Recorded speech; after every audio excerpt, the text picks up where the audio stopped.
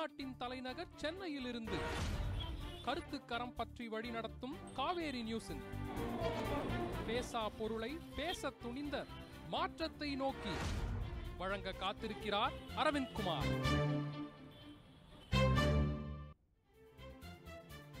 உலகம் முழுவதும் விரவி கிடக்கும் ஒட்டுமொத்த தமிழ் சமூகத்திற்கு காவிரி நியூஸ் தொலைக்காட்சியின் இனிய இரவு வணக்கம். தீர்வை நோக்கிய ஒரடி முன்னே என்பதை இலக்காக கொண்டு மாற்றத்தை நோக்கி என்ற தலைப்பில் ஒரு விவாத நிகழ்ச்சியை கையில் எடுக்கிறது காவிரி நியூஸ் தொலைக்காட்சி. அந்த வகையில் இன்று நாம் எடுத்துக்கொள்ளக்கூடிய தலைப்பு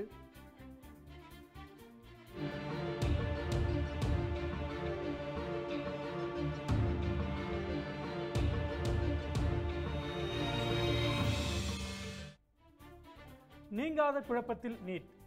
மருத்துவ கனவுகளோடு காத்திருக்கும் மாணவ சமுதாயம் பற்றி தான் இன்றைய தினம் விவாதிக்க இருக்கிறோம். இந்த விவாதத்தில் கலந்து கொள்வதற்காக அதிமுகவின் காசிநாத் பாரதி, கல்வியாளர் நெடுஞ்செழியன், மருத்துவர் எழிலன் நாகநாதன் மற்றும் பாரதிய ஜனதா கட்சியை சேர்ந்த கனக சபாபதி ஆகியோர் இந்த விவாதத்தில் கலந்து கொள்ள உள்ளனர். அதற்கு முன்னதாக தலைப்புச் செய்திகளை பார்த்து விடுவோம். எய்ம்ஸ் மருத்துவமனை அமைப்பது பற்றி டிசம்பர் 31க்குள் தெரிவிக்க வேண்டும். மத்திய அரசுக்கு உயர்நீதிமன்ற மதுரை கிளை உத்தரவு.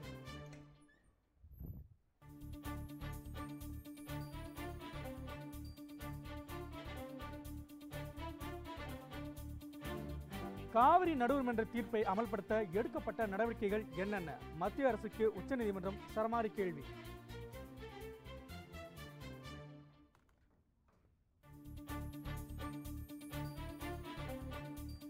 நீட் தேர்வில் தமிழகத்திற்கு மட்டும் விலக்கு அளிப்பது எப்படி? சட்ட ரீதியில் பரிசீலனை நடைபெறுவதாக அமைச்சர் விஜயபாஸ்கர் தகவல்.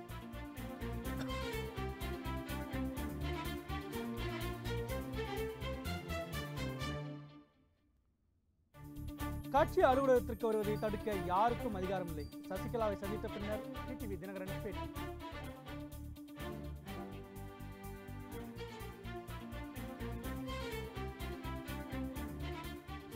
நீங்காத குழப்பத்தில் நீட். கடந்த சில மாதங்களாகவே தமிழ்நாட்டில் 12ஆம் வகுப்பை எழுதி முடித்து நீட் தேர்வையும் எழுதி முடித்து மருத்துவ கனவுகளோடு காத்திருக்கும் மாணவர்களின் நிலை மிகுந்த பரிதாபத்திற்கு உள்ளாகியுள்ளது. சட்ட ரீதியான முயற்சிகளில் எடுப்பதற்காக தமிழக சுகாதாரத்துறை அமைச்சர் விஜயபாஸ்கர் டெல்லியில் முகாமிட்டுள்ள போதிலும் அதற்கான தீர்வுகள் கிடைப்பது என்பது கனவாகவே இருக்கிறது. இது குறித்தான் இன்றைய நாம் விவாதிக்க இருக்கிறோம். நேரடியாக கஷ்டத்தை பொறுத்து உங்கள்கிட்ட கேள்வி.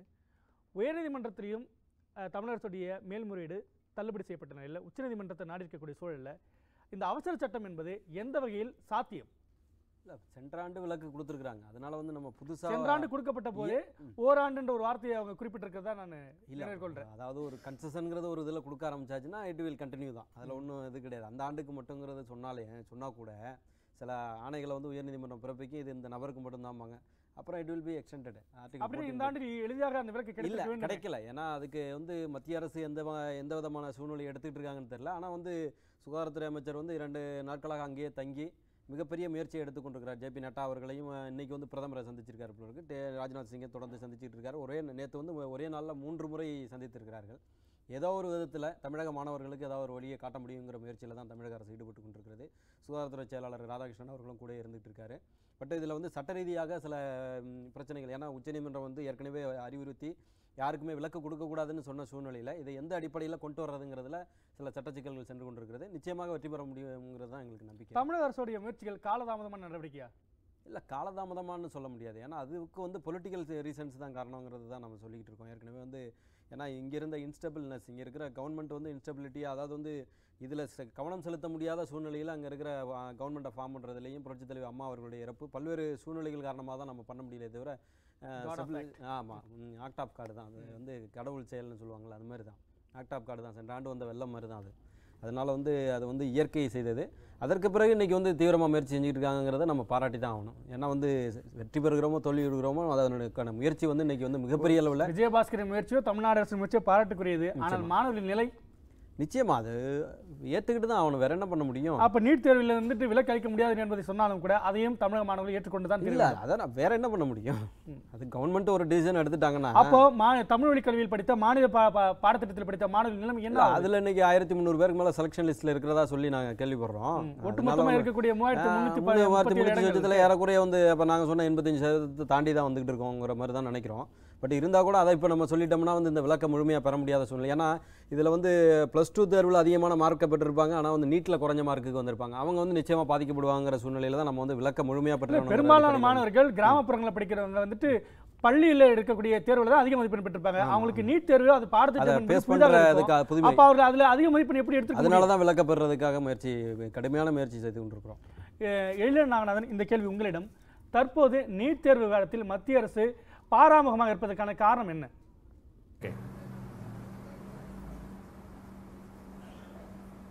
நான் இதை 2 விஷயமா பார்க்குறேங்க. ஒன்று வந்து எந்த மத்திய அரசு வந்தால் கூட அவங்க மாநில பட்டியலில் இருக்கிற நம்ம கல்வியும் சுகாதாரத்தையும் வந்து அவங்க வந்து பொது பட்டியலுக்கு எடுத்துகிட்டு போய் அவங்க அதிகார குவிப்பை வந்து பயணிக்கிற விஷயமா தான் நான் பார்க்குறேன். நான் ஒரு மாநில அரசு மாநில பட்டியலில் தான் கல்வியும் சுகாதாரம் இருக்க முடியும். நம்ம இந்திய அரசியலமைப்பு சட்டத்தில் இருக்கு.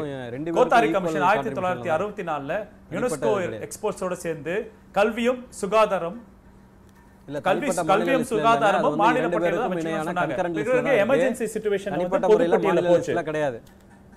இருக்கு முடிக்கிறேன் நான் முடிச்சிடுறேன். எமர்ஜென்சி அப்பதான் பொது பட்டியலுக்கு போகுது கல்வியும் சுகாதாரமும். இப்போ வந்து நம்ம தமிழ்நாட்டில் தான் கிட்டத்தட்ட மற்ற மாநிலத்தோட அரசாங்க மருத்துவக் கல்லூரி நிறைய வச்சிருக்கோம், மாவட்ட ரீதியாக மருத்துவக் கல்லூரி வச்சிருக்கோம். கிட்டத்தட்ட திராவிட கட்சிகள் அதிமுக சரி திமுக சரி மாவட்ட ரீதியாக மருத்துவக் கல்லூரி உருவாக்கி கிட்டத்தட்ட 2500 சீட்டுக்கு மேல நம்ம அரசு மருத்துவக் கல்லூரி வச்சிருக்கோம். இப்போ மாநில அரசு வந்து உருவாக்கின சட்டசபையில தீர்மானம் ரொம்ப தெளிவான தீர்மானம். அதாவது என்ன தீர்மானம்னா சட்ட மசோதா ஆக்சுவலா தீர்மானத்தோட அந்த சட்ட மசோதா ரொம்ப தெளிவா சொல்றது அரசாங்க மருத்துவக் கல்லூரிக்கு விலக்கு கொடுக்கணும் சொல்லி உள்ள இது 4-5 மாசமாக மத்திய அரசு வந்து கிட்ட வச்சுக்கிட்டு அதை வந்து விலக்கு கொடுக்குறாங்களா இல்லையா, இந்த தமிழ்நாடு அசெம்பிளி போட்ட ரெசல்யூஷனை அக்செப்ட் பண்றாங்களா இல்லையான்னு ஒரு வார்த்தையும் திறக்க மாட்டேங்கிறாங்க. அப்ப மாநிலம் என்ன பண்ணணும்? மாநிலத்தில் ஏற்கனவே ஒரு சட்டம் இருக்கு. அதாவது தமிழ்நாடு அரசு நுழைவுத் தேர்வு சட்டம் 2006 போட்ட சட்டம் வந்து இது வந்து குடியரசுத் தலைவர் கிட்ட கையெழுத்து வாங்கின சட்டம் கையில வச்சிருக்காங்க. அப்பனா இது ஒரு கான்ஸ்டிடியூஷனல் கிரைசிஸ். இது வந்து கான்கரண்ட் லிஸ்ட்ல இருக்கனால வார்டன் டென்டல் காலேஜ் கேஸ்ல வந்து சுப்ரீம் கோர்ட் ரொம்ப தெளிவாக சொல்லியிருக்காங்க, சுகாதாரமும் மருத்துவ சேவையும் கிட்டத்தட்ட மாநில பட்டியலில் இல்லாம பொது பட்டியலில் தான் இருக்கிற விஷயம் இருந்தா கூட மாநில அரசும் மத்திய அரசும் இணக்கமான முறையில முடிவெடுக்கணும். அதுல மாநில அரசுக்கு தான் உரிமைகள் நிறைய இருக்கு, மாநில அரசு தான் உரிமைகள் நிலைநாட்டம் சொல்றாங்க. ஆனா இப்ப இருக்கிற நம்மளோட அதிமுக ஆட்சியில இருக்கவங்க ஒரு கான்ஃபரன்டேஷன் மோட்ல போக மாட்டேங்கிறாங்க. சென்ட்ரல் கவர்மெண்ட் கிட்ட ஒரு அடிமைத்தனமான போக்கை வந்து பார்வையை பார்க்கிறோம். ஒரு எதிர்ப்பு நடவடிக்கையில் இருந்தாங்கன்னா டெஃபினட்டா நம்ம மாநில உரிமைகளை பெற்று தரலான்ற நான். ஓகே, உங்க கருத்துக்கு நன்றி. கோவையிலிருந்து நம்முடைய இணைந்திருக்கக்கூடிய பாஜகவின் கனக சபாபதி, உங்களுடைய இந்த கேள்வி. தற்போது சிறிது நேரத்துக்கு முன்னதாக ராஜா, உங்களுடைய தேசிய செயலர் ராஜா ஒரு பேட்டி அளிக்கிறார். நீட் தேர்வுக்கு விலக்கு கிடைத்தாலும் கூட அதை மீண்டும் சட்ட ரீதியாக நீதிமன்றம் செல்ல நேரிடும் அப்படின்ற மாதிரி சூசகமான ஒரு கருத்தை பதிவு செய்தார். அப்படி என்றால் தமிழக பாஜகவே நீட் தேர்விலிருந்து விலக்கு அளிக்கப்பட்டால் நீதிமன்றத்தை நாடும் என்று பொருள் கொள்ளலாமா?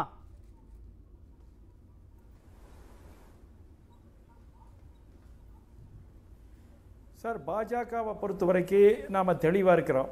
அதாவது இந்த நீட் தேர்வுங்கிறது இது மத்திய அரசு கொண்டு வந்தது இல்லை. உச்ச நீதிமன்றம் 2013 ஒரு தீர்ப்பு சொல்லுச்சு. அதற்கப்புறம் கான்ஸ்டிடியூஷனல் பெஞ்ச் வந்து இந்த நீட் தேர்வு மூலமாகத்தான் தேர்ந்தெடுக்கப்பட வேண்டும், நாட்டில் இருக்கக்கூடிய எல்லா மருத்துவக் கல்லூரிகளிலும் அட்மிஷன்ஸுங்கிறது வந்து நீட் தேர்வு மூலமாகத்தான் நடக்கப்பட வேண்டும் என்று தெளிவாக சொல்லியது. அதனுடைய அடிப்படையில் வந்து தேர்வுகள் நடக்கின்றன. இதில் மத்திய அரசு வந்து இதில் ஒன்றும் செய்யலை. இப்போ வந்து போன வருஷம் சென்ற வருடம் நீங்கள் முதல்ல சொன்ன மாதிரி 1 வருடம் தமிழ்நாடு அரசு முறையீட்டத்தின் பேரில் விலக்கு கொடுக்கப்பட்டது. அந்த பீரியடில் இடைப்பட்ட காலத்தில் நாம் தயாரிப்பு செய்து கொண்டிருக்க வேண்டும். தமிழ்நாட்டை பொறுத்தவரையில் நான் கல்வித்துறையில் 30 வருஷமாக இருக்கிறேன், பேராசிரியராக இருந்து வருகிறேன். கல்வித்துறையானது இந்த திராவிட கட்சிகளால் சீரழிக்கப்பட்டு விட்டது. ஆக நம்ம தமிழ்நாடு கல்வியினுடைய வளர்ச்சி, பள்ளி கல்வி இதை சரி பண்ணாமல் நீங்கள் உச்சநீதிமன்றம் கொடுத்த ஒரு தீர்ப்புக்கு கட்டுப்பட வேண்டிய சூழ்நிலையில் இருக்கின்ற போது மத்திய அரசை குறை கூறுவது என்பது தேவையில்லாத விஷயம். இப்போ நீங்கள் ஒரு விஷயத்தை பார்க்கணும். குழந்தைகள் வந்து எவ்வளவு சிரமத்தில் இருக்கிறாங்க, பெற்றோர்கள் எவ்வளவு சிரமத்தில் இருக்கிறாங்க. இப்போ அட்மிஷன் சமயம் முடிச்சு போச்சு. இப்போ வந்து என்ஜினியரிங் அட்மிஷன் வந்து நடந்துட்டு இருக்குது. கல்லூரிகளை பொறுத்த வரைக்கும் பல்கலைக்கழகங்களில் நடந்துட்டு வருது. இப்போ ஒரு மெடிக்கல் காலேஜில் படிக்க விரும்பக்கூடிய பையன் வந்து முதல்ல பார்த்தீங்கன்னா அதனுடைய சிஸ்டமே முதல்ல மெடிக்கல் காலேஜ் அட்மிஷன் முடியும், அப்புறம் என்ஜினியரிங் காலேஜ் அட்மிஷன் இருக்குது. எல்லாம் ஒரு ஏதுவாக இருக்கும். இப்போ வந்து பெரிய குழப்பத்தில் இருக்கிறாங்க. இந்த குழப்பத்திற்கு காரணம் என்னன்னு நீங்க பார்த்தீங்கன்னா குறிப்பிடுவதற்கு மன்னிக்கணும். இந்த இடத்துல ரெண்டு விஷயத்தை நான் குறிப்பிடுறேன். இது உச்சநீதிமன்றத்தால் வழிகாட்டப்பட்டதாக இருந்தாலும் கூட மத்திய அரசு தமிழ்நாட்டின் சட்ட முன்மொழிவுக்கு ஒரு ஒப்புதல் அளித்திருந்தால் குறைந்தபட்சம் மத்திய அரசு தமிழ்நாட்டின் கோரிக்கைக்கு செவிமடிக்கிறது என்ற ஒரு எண்ணமாச்சும் இருந்திருக்கும் இல்லையா?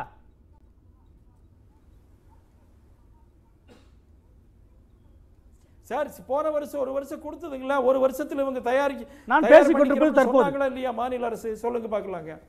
அப்ப மாணவர்களுடைய நிலைமையை நீங்க நினைச்சு பாருங்க சார். நீங்க கட்சி சார்பா பேசாத மாணவர்களுடைய நிலைமை என்ன? போன வருஷம் சேர்ந்த பையன் வந்து இந்த வருஷம் நீட் எக்ஸாம் வரும் அப்படிங்கிற அடிப்படையில படிக்கிறான். இப்ப வந்து பரீட்சை முடிஞ்சு போச்சு. மற்ற மாநிலங்கள்ல எல்லாம் வந்து அட்மிஷன் நடந்துட்டு இருக்குது. இந்த சமயத்துல நீங்க மாணவர்களுக்கு இதே மன ஆதங்கம் தான் இந்த விவாதத்தை எடுப்பதற்கு காரணம். ஏன் அரசியலை வச்சுட்டு நீங்க விளையாடுறீங்க? நீங்க பெற்றோர்கள் மாணவர்கள் வந்து யார் சொல்லணும்னா தமிழ்நாட்டில் இருக்கிற ஆளுகின்ற அரசும் தமிழ்நாட்டில் இருக்கிற மாணவர்களும் மாணவர்களுடைய பெற்றோர்களும் தான் சொல்லணுமே தவிர யார் இந்த வந்து விதிவிலக்கை கொடுக்க மறுக்கிறார்களோ, யார் மறைமுகமாக இதற்கு தடைக்கற்களை உருவாக்குகிறார்களோ அவர்கள் ஆதங்கத்தை வெளிப்படுத்துவதுங்கிறது வந்து நான் சொன்ன முறையில் சாத்தான் வேதம் தான் எடுத்துக்கொள்ள முடியும். ஏன்னா விலக்கு கொடுக்குறதா தான் நீங்கள் கொடுத்துருக்கலாம். ஏன் ஜல்லிக்கட்டில் வந்து உச்சநீதிமன்றம் தடை கொடுத்துச்சு, அதற்கு பிறகு நீங்கள் விலக்கு கொடுத்து நீங்கள் ஜல்லிக்கட்டை நடத்தலையா என்ன? மனம் இருந்தால் மார்க்கம் உண்டு, மனம் இல்லை அதனால் மார்க்கம் இல்லை. ஏன்னா அதைத்தான் ராஜா இம்ப்ளைடாக பிரதிபலிக்கிறார். ஏன்னா அவருக்கு மனசில் வந்து அந்த எண்ணம் கிடையாது. இதையும் தாண்டி நீங்கள் வாங்கிட்டு வந்துட்டீங்கன்னா கூட நாங்கள் வழக்குக்கு போவோம் அப்படின்னு சொல்கிறது வந்து அவர் தமிழ்நாட்டில் அரசியல் பண்ண விரும்புகிறாரா இல்லை வேறு மாநிலத்தில் சென்று அரசியல் பண்ண விரும்புகிறாரா தெரியவில்லை. தமிழ்நாட்டு மாணவர்களை நலன் ஒரு பெரிய ஒரு விஷயம் இருக்கு. இது அரசியல் என்பதை தாண்டி மாணவர்களின் நலன் இருக்கு. இல்ல நலனை பத்தியே அவர் கவலைப்படலையே. அவர் வேற எங்க நடத்த போறாரு அரசியல்னு தெரியல. அடுத்து நண்பர் ஒருத்தர் பேசுற போது வந்து அது வந்து மாநில பட்டியலில் இருக்குங்கிற மாதிரி சொன்னாங்க. அதாவது ஒத்திசைவு பட்டியல்னு சொல்லுவாங்க. அதாவது ஒத்திசைவு பட்டியல்னா கன்கரண்ட் லிஸ்ட்னு சொல்லுவாங்க. இரண்டு அரசுகளும் உட்காந்து மத்திய அரசும் மாநில அரசும் ஒத்திசைவாக உட்காந்து with consultation with state government தான் அவங்க ஒரு இதை பண்ணணும். பட் உச்சநீதிமன்றத்தினுடைய தீர்ப்பை காரணம் காட்டி அவங்க வந்து நீட்டை கொண்டு வராங்க. இந்த நீட் மசோதா வந்து பாரதிய ஜனதா கட்சியோ அதிமுகவோ கொண்டு வந்தது கிடையாது. இதை கொண்டு வந்தது முன்ன ஐக்கிய முற்போக்கு கூட்டணி அரசு, திமுக அங்க வகித்த காங்கிரஸ் அரசு தான் அதை கொண்டு வந்துச்சு. ஆனா இன்னைக்கு மத்திய அரசு நினைச்சா நிச்சயமாக கொண்டு வர முடியுங்கிறதா நம்மளுடைய இது. இன்னைக்கு முயற்சிகள் தொடர்ந்து கொண்டிருக்குன்னா விரைவில் நல்ல முடிவு வருங்கிறது தான் எங்களுடைய தரப்புல இருந்து கிடைக்கின்ற. கல்வியாளர் நெடுஞ்செழியன் உங்கள்கிட்ட இந்த கேள்வி, இந்த நீட் தேர்வு விவகாரத்தில் இந்த அவசர சட்டம் பிறப்பிக்கப்படாவிட்டால் தமிழ் வழி கல்வியில் படித்த மாநில வழி கல்வியில் படித்த மாணவர்களின் நிலைமை என்னவாகும்? இல்லை நிச்சயமாக பாதிக்கப்படுவார்கள். பட் இதில் வந்து பர்சன்டேஜ் ஆஃப் ஸ்டூடெண்ட்ஸ் வந்து பார்த்தீங்கன்னா இப்போ தமிழ்நாட்டில் வந்து ஏறத்தாழ வந்து ஒரு 5.5 லட்சம் மாணவர்கள் வந்து இந்த சயின்ஸ் குரூப் படிக்கிறாங்க. இதில் eligible biology physics chemistry. But இதில் அப்ளிகேஷன் போட்டதே நம்பர் வந்து ரொம்ப ரொம்ப கம்மி. ஏன்னா முதல்ல நீட் இருக்குமா இருக்காதா அப்படின்னு அந்த குழப்பம் ஆரம்பத்திலிருந்து இருந்து கொண்டு. அதனால் அது எண்ணிக்கை வந்து இந்த வட்டம் பாதிக்கப்படக்கூடிய மாணவர்களோட விட நான் கவலைப்படுறது வந்து நம்பர் ஆஃப் அப்ளிகேஷன் போடாத மாணவர்கள் எண்ணிக்கை தான் அதிகம். அதனால் இந்த வருஷத்தை நீங்கள் வந்து ரொம்ப அக்கௌண்டபிலிட்டி நீங்கள் எடுத்து பார்த்தீங்கன்னா நிச்சயமாக பாதிக்கப்படுவார்கள். அதில் அந்த ஒப்பீடு கடந்த முந்தைய ஆண்டுகளில் காட்டில் தற்போது ஒப்பீடு. ஏன்னா அந்த மாணவர்களில் கொஞ்சமாவது ஒரு சதவீத மாணவர்கள் நீட் இருக்குது அப்படின்னு தெரிஞ்சிருந்தா அதில் பார்ட்டிசிபேஷன் பண்ணியிருந்தா அந்த மாணவர்கள் வந்து உள்ளே வரதுக்கான வாய்ப்புகள் அதிகமாக இருக்கும். பட் இது வந்து இதெல்லாம் தாண்டி இன்றைக்கி வந்து நீட் வந்துருச்சு, நீட் முடிஞ்சிருச்சு, நாங்கள் நீட் இருக்குது இல்லைன்னு சொல்லுவோம், அப்புறம் கடைசியில் நீட் இருந்தது. பட் இப்போ இன்றைக்கி வந்து பார்த்தோம் அப்படின்னா மாணவர்களை எந்த அளவுக்கு மன அளவுக்கு பாதிக்கப்படுமோ அதை மத்திய அரசும் சரி மாநில அரசும் சரி அவங்க ஒவ்வொருத்தரும் விட்டு கொடுக்காமல் மாணவர்களை இன்னும் ஏமாற்ற அந்த ஒரு தோணியில் தான் இருக்காங்க. ஏன்னா இன்றைக்கி வந்து நீட்டோட மெயின் பர்பஸ் எதுக்கு நீட் கொண்டு வந்தோம் அப்படின்னா நான் நீட்டை வரவேற்கணும் ஒரு சில காரணங்களால பிகாஸ் த எக்ஸாமினேஷன் வந்து குவாலிட்டியை வந்து இம்ப்ரூவ் பண்ணணும், நேஷனல் லெவலில் நம்ம சீட்ஸ் வந்து கம்ப்ளீட் பண்ண முடியும். அது ஒரு பக்கம் இருந்தாலும் இப்போ நீட் அட்மிஷனில் உள்ள குளறுபடிகள் ஆல் இண்டியா கோட்டா எடுத்துக்கிட்டோம் அப்படின்னா இன்றைக்கி மொத்தம் 64,000 சீட்ஸில் வந்து 27,000 சீட்ஸ் தான் வந்து கவர்மெண்ட் மெடிக்கல் காலேஜ் சீட்ஸ், மீதி எல்லாம் ப்ரைவேட் மெடிக்கல் சீட்ஸ் தான். இந்த ப்ரைவேட் மெடிக்கல் சீட்ஸை வந்து நான் நீட்டில் ஒரு பையன் வந்து 550 மார்க் வாங்கியிருக்கேன், எனக்கு வந்து இல்லை 600 மார்க் வாங்கியிருக்கேன், நான் ஒரு ஏழ்மையான குடும்பத்தை சார்ந்த நடுத்தர குடும்பத்தை சார்ந்த மாணவர் அப்படின்னா அவர் வந்து இன்றைக்கி ஒரு ப்ரைவேட் மெடிக்கல் காலேஜில் போய் எடுக்கிறார் அப்படின்னா இல்லை ஆல் இண்டியா ஃபஸ்ட்டு நீங்கள் கவர்மெண்ட் கோட்டாவே எடுத்திங்கன்னா நீங்கள் இன்றைக்கி வந்து நீங்கள் உங்களுக்கு வந்து நார்த்தில் எங்கேயாவது ஒரு இடத்துல எய்தர் வந்து திப்ருகார்லேயோ இல்லை ஹிமாச்சல்லையோ உங்களுக்கு சீட் அலோகேட் ஆச்சுன்னா நீங்கள் அங்கே போய் ரிப்போர்ட் பண்ணணும். அந்த பையன் இங்கே அந்த ஏழ்மையான மாணவன் எப்படி அது இங்கேருந்து எப்படி அவன் ட்ராவல் பண்ணுவான்? அவன் மெரிட் வாங்கியிருக்கான், நீ அப்போ மெடிக்கல் வராதுன்னு அவனை நீங்கள் அங்கேயே ஒதுக்குறீங்க. சரி அதெல்லாம் தாண்டி அவன் ஆல் இண்டியாவில் கோட்டா கொடுத்து அந்த சீட்டு போய் அலோகேட் எடுத்துட்டாங்க அப்படின்னா அவன் வந்து அடுத்த லெவல் வந்து காம்படிஷனில் வந்து அவன் வர முடியாது. அப்போ ஸ்டேட்லேயே மெரிட் லிஸ்ட் வந்து வரல. இதை தாண்டி deemed universities and private universities அதெல்லாம் இப்போ இன்ஸ்டியூஷன்ஸோட சீட்ஸ் வந்து பார்த்தீங்கன்னா அதுதான் மெஜாரிட்டி ஆஃப் த சீட்ஸ். அது வந்து at an average of 10 lakh per seat நீங்கள் வச்சிங்கன்னா கூட எங்கேயோ கோடிக்கணக்கில் போகுது. அண்ட் இவ்வளோ சீட்ஸ் 30,000 மீதி இருக்கிற அந்த 27,000 சீட்ஸ் போக மீதி இருக்கிற சீட்ஸ் எல்லாமே வந்து நீங்கள் ஒரு சீட்டுக்கு 10 லட்சம் அப்படின்னா ஒரு பையன் மெரிட் வாங்கின பையன் மதிப்பெண்கள் உடையவர் ஒரு நடுத்தர இல்லை ஒரு ஏழ்மையான குடும்பத்தில் இருந்தார்னா நீ மெடிக்கல் படிக்க வராத. ஏன்னா இதில் வந்து பேசிக்கலி நீங்கள் வந்து மெரிட் அப்படிங்கிறது எல்லாரும் இவங்க பேசுகிறதெல்லாம் மெரிட்னு பேசினாலுடைய மெரிட்லேயோ ஒரு புவர் ஸ்டூடெண்ட்டுக்கும் நீங்கள் ஆக்சஸ் கொடுக்கலைன்னா யூஆர் வயலேட்டிங் த கான்ஸ்டியூஷன். நம்ம என்ன தான் பேசினாலும் வந்து நீங்கள் ஈக்குவல் இந்த எக்ஸாம்ங்கிற பேரில் நீங்கள் அவனை வந்து உள்ளே விட மாட்டேங்கிறீங்க. அப்போ வந்து ஒரு தனியார் மருத்துவக் கல்லூரிகளில் உள்ள சீட்ஸை வந்து நீ 20 லட்சம் இருந்தால் தான் படிக்க முடியும், 15 லட்சம் இருந்தால் தான் படிக்க முடியும் அப்படின்னா அப்போ நீட் எதுக்கு? நீட்டில் எதுக்கு தரவரிசை பட்டியல்னு ஒன்று கொடுக்குறீங்க? அப்போ இந்த மாணவர்களை நீங்கள் ஏன் எக்ஸ்க்ளூட் பண்ணுறீங்க? இதெல்லாம் வந்து பார்த்தோம் அப்படின்னா இது மத்திய அரசும் சரி மாநில அரசுகளும் சரி மாணவர்கள் நலன் பற்றி எந்த ஒரு அக்கறையும் கிடையாது. மாணவர்கள் வந்து தெளிவாக வந்து இனிமேல் மருத்துவம் படிக்கக்கூடாது. முந்திலாம் வந்து மருத்துவம் படித்ததுக்கப்புறம் தான் அவர் கடனாளி ஆவார். இப்போ மருத்துவம் படிக்கிறதுக்கே அவர் கடனாளி ஆக வேண்டிய சூழலை கொண்டு வந்திருக்காங்க. எழிலன் நாகனா, இந்த இடத்துல உங்களிடம் இந்த கேள்வி, ஐஐடி போன்ற மற்ற உயர்கல்வி நிறுவனங்களையும் தமிழ்நாட்டு மாணவர்கள் அதிக அளவு தேர்ச்சி பெற முடியாமல் போயிருக்கு. கடந்த ஆண்டில் பார்த்தீங்கன்னா கடந்த ஆண்டு வெறும் 7 ஒற்றை இலக்கங்களை தான் தமிழ்நாட்டு மாணவர்கள் வந்துட்டு தேர்ச்சி அடைஞ்சிருந்தாங்க உயர்கல்விக்கு. அப்படி இருக்கும்போது இந்த நீட் தேர்வு மாணவர்களின் கல்வி தரத்தை ஒரு உயர்த்துவதற்கான ஒரு தூண்டுகோலாக அமையாதா?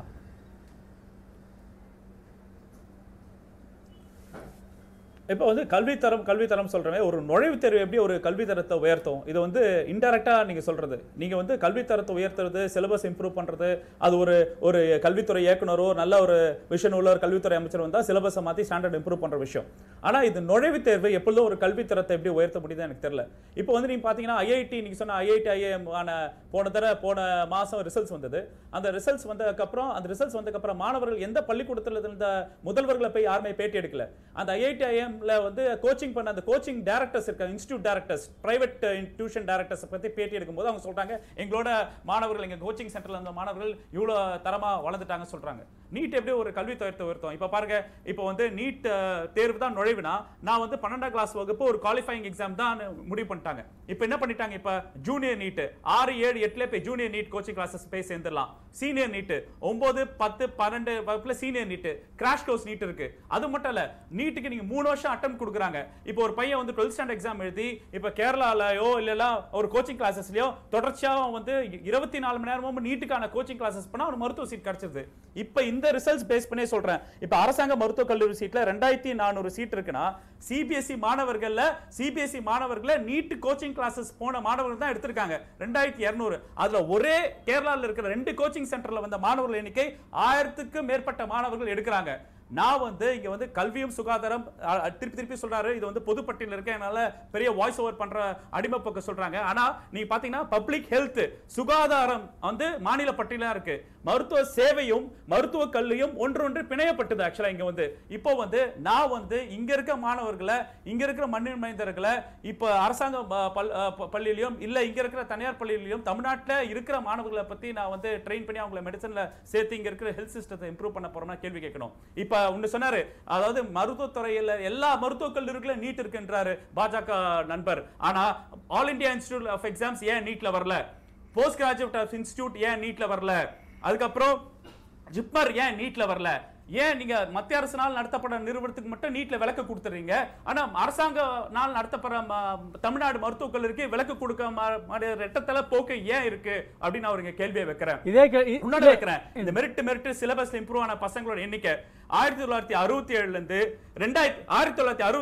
2017 வரைக்கும் இந்த மாதிரி all India institute of medical science, post graduate institute, ஜிப்மர்ல உருவான மருத்துவர்கள் தமிழ்நாட்டிலே இந்தியாவிலும் கிடையாது.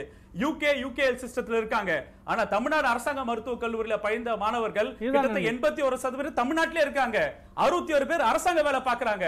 அப்பனா இங்க இருக்கிற மருத்துவர்களை வந்து மருத்துவ படிக்க வச்சு இங்க இருக்கிற சூப்பர் ஸ்பெஷாலிட்டி ஆக்கி சர்வீஸ் ஆக்கி இங்க அரசாங்க மாவட்டத்துக்கு மருத்துவக் கல்லூரி ஆரம்பிச்சு இயக்க ஆரம்பிச்சா, ஆனா யார் உள்ள நுழையிறதுன்னு நீங்க எப்படி தீர்மானிக்க முடியும் என்ற அடிப்படையான இதே கேள்விதான் கனக சபாபதி உங்களிடம் எழுப்ப விரும்புகிறேன். மத்திய அரசு தமிழ்நாட்டின் மாணவர் நலனில் ஒரு மாற்றாந்தாய் மனப்பான்மை அணுகுகிறதா?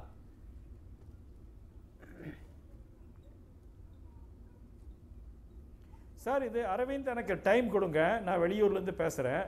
இது நீங்கள் கேட்குற கேள்வியே ரொம்ப அபத்தமான கேள்வி. எப்படி மத்திய அரசு எதற்காக தமிழ்நாட்டை மட்டும் வஞ்சிக்க வேண்டும்? இது என்ன கேட்கறதுக்கு உங்களுக்கு பத்திரிகையாளர் ஊடகவியலாளர் இப்படி கேட்கலாமா? முதல்ல சொல்லுங்க. அதாவது இந்த நாடு எல்லாத்துக்கும் பொதுவான நாடு, எல்லாருக்கும் நல்லது செய்யும்ட்டு அரசாங்கம் செய்யுது. இந்த விஷயத்தை பொறுத்த வரைக்கும் உச்சநீதிமன்றத்தினுடைய உத்தரவின் பேரில் செயல்படுகிறது. இந்த நீட்டு முறை அமலுக்கு வந்தபோது காங்கிரசும் திமுகவும் இருந்த ஆட்சியிலே நடைபெற்றது. இதில் வந்து நீங்கள் மத்திய அரசு மோடி அரசு எப்படி குறை பண்ணுறீங்க? இப்போ எங்களுடைய அரசை பொறுத்தவரையில் கல்வித்துறையை ஒழுங்கு செய்ய வேண்டும் என்பதற்காக உங்களுக்கு தெரியும், மெடிக்கல் கவுன்சில் ஆஃப் இந்தியா ஊழலினுடைய உச்சகட்டமாக இருந்த இடம். ஒரு பழைய தலைவர் கேட்டன் தேசாய் வீட்டில் குலாம் நபி ஆசாத் சுகாதாரத்துறை அமைச்சராக இருந்தபோது கோடிக்கணக்கான ரூபாய் பிடிபட்டது. அதை வந்து எங்களுடைய அரசு வந்து கலைத்தது. நிர்வாகத்தை ஒழுங்கு செய்வதற்காக எல்லா மட்டங்களிலும் வேலைகளை செய்து வருகிறது. இந்த நீட் எக்ஸாமை பொறுத்த வரைக்கும் இதற்கு கொண்டு வந்தது காங்கிரஸ் திமுக ஆட்சி காலத்தில் உச்சநீதிமன்றத்தினுடைய பேரில் நடக்குது. இதில் மத்திய அரசு தலையிடுதுன்னு சொல்றதுக்கு எந்த விதமான நியாயமும் இல்லை. தமிழ்நாடு கல்வி பொறுத்த வரைக்கும் நீங்க ஒரு கருத்து முன்னால சொன்னீங்க, ஐஐடியில் எத்தனை சதவீத மாணவர்கள் இருக்கிறாங்கன்ட்டு. நீங்க நீட் தேர்வுக்கு முன்னால அரசு பள்ளிக்கூடங்களில் படித்தவங்க எத்தனை பேர் மருத்துவக் கல்லூரிகளில் போகிறாங்க? 2 விழுக்காட்டுக்கும் குறைவானவங்க தான் போகிறாங்க. தமிழ்நாட்டினுடைய கல்வித்துறை சீரழிந்து இருக்கிறது என்பதை எல்லோரும் ஒப்புக்கொள்ள வேண்டும். நான் கல்வித்துறையிலிருந்து சொல்கிறேன். கடந்த 10 வருஷங்களாக போடப்பட்ட துணைவேந்தர்கள் அத்தனை பேரும் ஓரிருவரை தவிர பணம் கொடுத்து போடப்பட்டவர்கள். நான் வெளிப்படையாக இதை குற்றம் சாட்டுகிறேன். 2 கழகங்களும் அதை செய்தன. சற்று சில மாதங்களுக்கு முன்னாலே மருத்துவ பல்கலைக்கழகத்தினுடைய துணைவேந்தரினுடைய வீட்டில் ரெய்டு நடந்தது. என்ன காரணம்? பல்கலைக்கழகங்கள் கல்லூரிகள் எல்லாமே அரசியல்வாதிகளினுடைய கையில் இருக்கின்றன. அவர்கள் பணத்தை வைத்துக்கொண்டு வேண்டியவர்களுக்கு சலுகைகளை கொடுக்கக்கூடிய முயற்சிகளை செய்து வருகிறார்கள். தமிழ்நாட்டை பொறுத்தவரையில் பள்ளி கல்வி சீரழிந்து கிடக்கிறது. நாம வந்து தேசிய அளவில் போட்டி போட முடியாத சூழ்நிலையில் இருக்கிறோம். இந்த சமயத்திலாவது நாம் அரசியல் பேசக்கூடாது. தமிழ்நாட்டினுடைய பள்ளி கல்வி தரத்தை எப்படி உயர்த்துவது என்பது குறித்து எல்லா கட்சிகளும் சேர்ந்து சிந்திக்க வேண்டிய தருணம் இது. அப்படித்தான் எதிர்காலத்தில், அப்படி இருந்தால்தான் எதிர்காலத்தில் வரக்கூடிய நம்முடைய குழந்தைகள் நல்ல முறையில் தேசிய அளவில் போட்டி போட முடியும். நீங்கள் சொன்ன மாதிரி சென்னை ஐஐடியில் போய் பாருங்கள். அதிகமாக படிப்பவன் தெலுங்கானா மாணவன், ஆந்திர பிரதேச மாணவன். ஆனால் சென்னையில் இருக்கக்கூடிய ஐஐடி காரணம் என்ன? நம்முடைய கல்வித்தரமானது மிக வீழ்ச்சி அடைந்து இருக்கிறது. இதற்கு காரணம் திராவிட கட்சிகள் தான். பேசுறதுனால முழுமையான உங்க கருத்தை இதோட பதிவு செஞ்சீங்க. இதற்கான பதில் இங்க காத்திருக்கு, அதை நம்ம கேட்டுருவோம். நீங்க பேசுங்க காசிநாத். உச்சநீதிமன்றத்தை காரணம் காட்டி பாரதிய ஜனதா கட்சி வந்து தப்பித்துக் கொள்ள முடியாது. ஏன்னா உச்சநீதிமன்றம் தான் காவிரி பிரச்சனையில் மேலாற்று குழுவையும் காவிரி நடுவர் மன்றத்தையும் அமைங்கன்னு சொன்னிச்சு. ஆனால் அதில் நீங்கள் கம்ப்ளைண்ட் பண்ணீங்களான்னா, அதாவது தமிழகத்தினுடைய நலன் சார்ந்த விஷயங்களில் நீங்கள் வந்து, அதாவது செலக்டிவ் அம்னீசியான்னு ஒன்று அவங்க தலைவர் சொன்னது தான். செலக்டிவ் அம்னீசியா, ஒரு சில விஷயங்களை மட்டும் மறந்துடுவாங்க. உச்சநீதிமன்றம் சொன்ன தீர்ப்பை இவர்கள் இம்ப்ளிமெண்ட் பண்ணார்களா அப்படிங்கிற ஒரு கேள்வி நமக்கு இழ செய்து நம்ம மட்டும் இல்லை பொதுமக்களும் அதை கேட்குறாங்க. அடுத்து திரும்ப நண்பர் அவர்கள் திராவிட கட்சிகள் ஆட்சியில் இன்னைக்கு இந்தியாவில் இருக்கிற அத்தனை மாநிலங்களில் அதிகமாக 3400க்கும் மேற்பட்ட மருத்துவ சீட்டுகள் வந்து தமிழ்நாட்டில் தான் இருக்கு. 29 இவர்களுடைய கட்சியை சேர்ந்த மாநில அகில இந்திய தலைவர் அமித்ஷாவினுடைய தங்கை வந்து கார்ட் ஆபரேஷனுக்கு இங்கே தான் வந்தார், தமிழ்நாட்டுக்கு தான் வந்தார். அவங்க ஆளுகின்ற மாநிலத்திற்கு அவர்கள் செல்லவில்லை. அதனால வந்து மருத்துவத்துறையில் வந்து தமிழகம் தான் முன்னங்கி இருக்குது. இவங்க சொல்கிறாங்க கல்வியில் தரத்தில் பின்தங்கி இருக்கிறோன்னா எப்படி இங்கே வருவாங்க அவங்க? அதிலேயே முதல்ல நம்ம தெரிஞ்சு கொள்ளலாம். அடுத்ததாக வந்து திராவிட கட்சிகள் ஆட்சியில் தான் தமிழகத்துக்கு மட்டும்தான் வந்து 69% இடஒதுக்கீடு. பாக்கி 30 மாநிலத்திலே 370 பவர் உள்ள காஷ்மீரில் கூட 69% இடஒதுக்கீடு கிடையாது. இந்த 69% இடஒதுக்கீட்டில் 50க்கு மேலே எவ்வளோ வருதோ எக்ஸஸ் வந்து உச்சநீதிமன்றத்தை அடி அவங்க சீட்டை எக்ஸஸ் வாங்கிக்குவாங்க. அதுலேயும் வந்து தமிழகம் தான் ப்ளஸில் வந்திருக்க தவிர வந்து இவர் சொல்கிறது மாதிரி வந்து தமிழகம் ஏதோ கல்வியில் வந்து சீர்குலைந்து விட்டது அப்படிங்கிற மாதிரி ஒரு கருத்தை பதிய வைக்க விரும்புகிறாரு. இன்னைக்கு கூகுள் நிறுவனத்தினுடைய மேலாண்மை இயக்குநராக வந்திருக்கக்கூடிய சுந்தர் பிச்சை கூட தமிழ்நாட்டில் இருந்து போனவர் தான். அதனால வந்து இவங்க சொல்லுகிறது வந்து ஏதோ திராவிட கட்சிகள் ஆட்சியில் அப்படி நடக்கலாம் இப்படி நடக்கலான்னு மாயையை சொல்ல விரும்புகிறார்கள். அதாவது இவர்கள் காரணத்தை சொல்லி தங்களுடைய தகுதியை வந்து தட்டி கழிக்கிறார்கள். தங்களால் செய்ய முடிந்த விஷயங்களை தட்டி அதாவது வந்து முதல்ல தெரிஞ்சுக்கணும், பொதுவான கல்வி திட்டத்தை கொண்டு வராமல் பொதுவான தேர்வை எந்த அடிப்படையில் நீங்கள் கொண்டு வந்தீங்க? இந்தியாவில் பல்வேறு மதங்கள், பல்வேறு இனங்கள், பல்வேறு மொழி இருக்குது, பல்வேறு கல்வித்திட்டம் இருக்குது. இப்படி இருக்கிற போது பொதுவான ஒரு சிஸ்டத்தை, கல்வி திட்டத்தை நீங்கள் கொண்டு வராமல் தமிழகத்தை இந்தியாவில் வந்து நீங்கள் பொதுவான தேர்வை மட்டும் கொண்டு வந்ததே முதல்ல தவறு. அந்த தவறை முதல்ல அவங்க ஏற்றுக்கிறாங்களா? அதை கேளுங்க முதல்ல.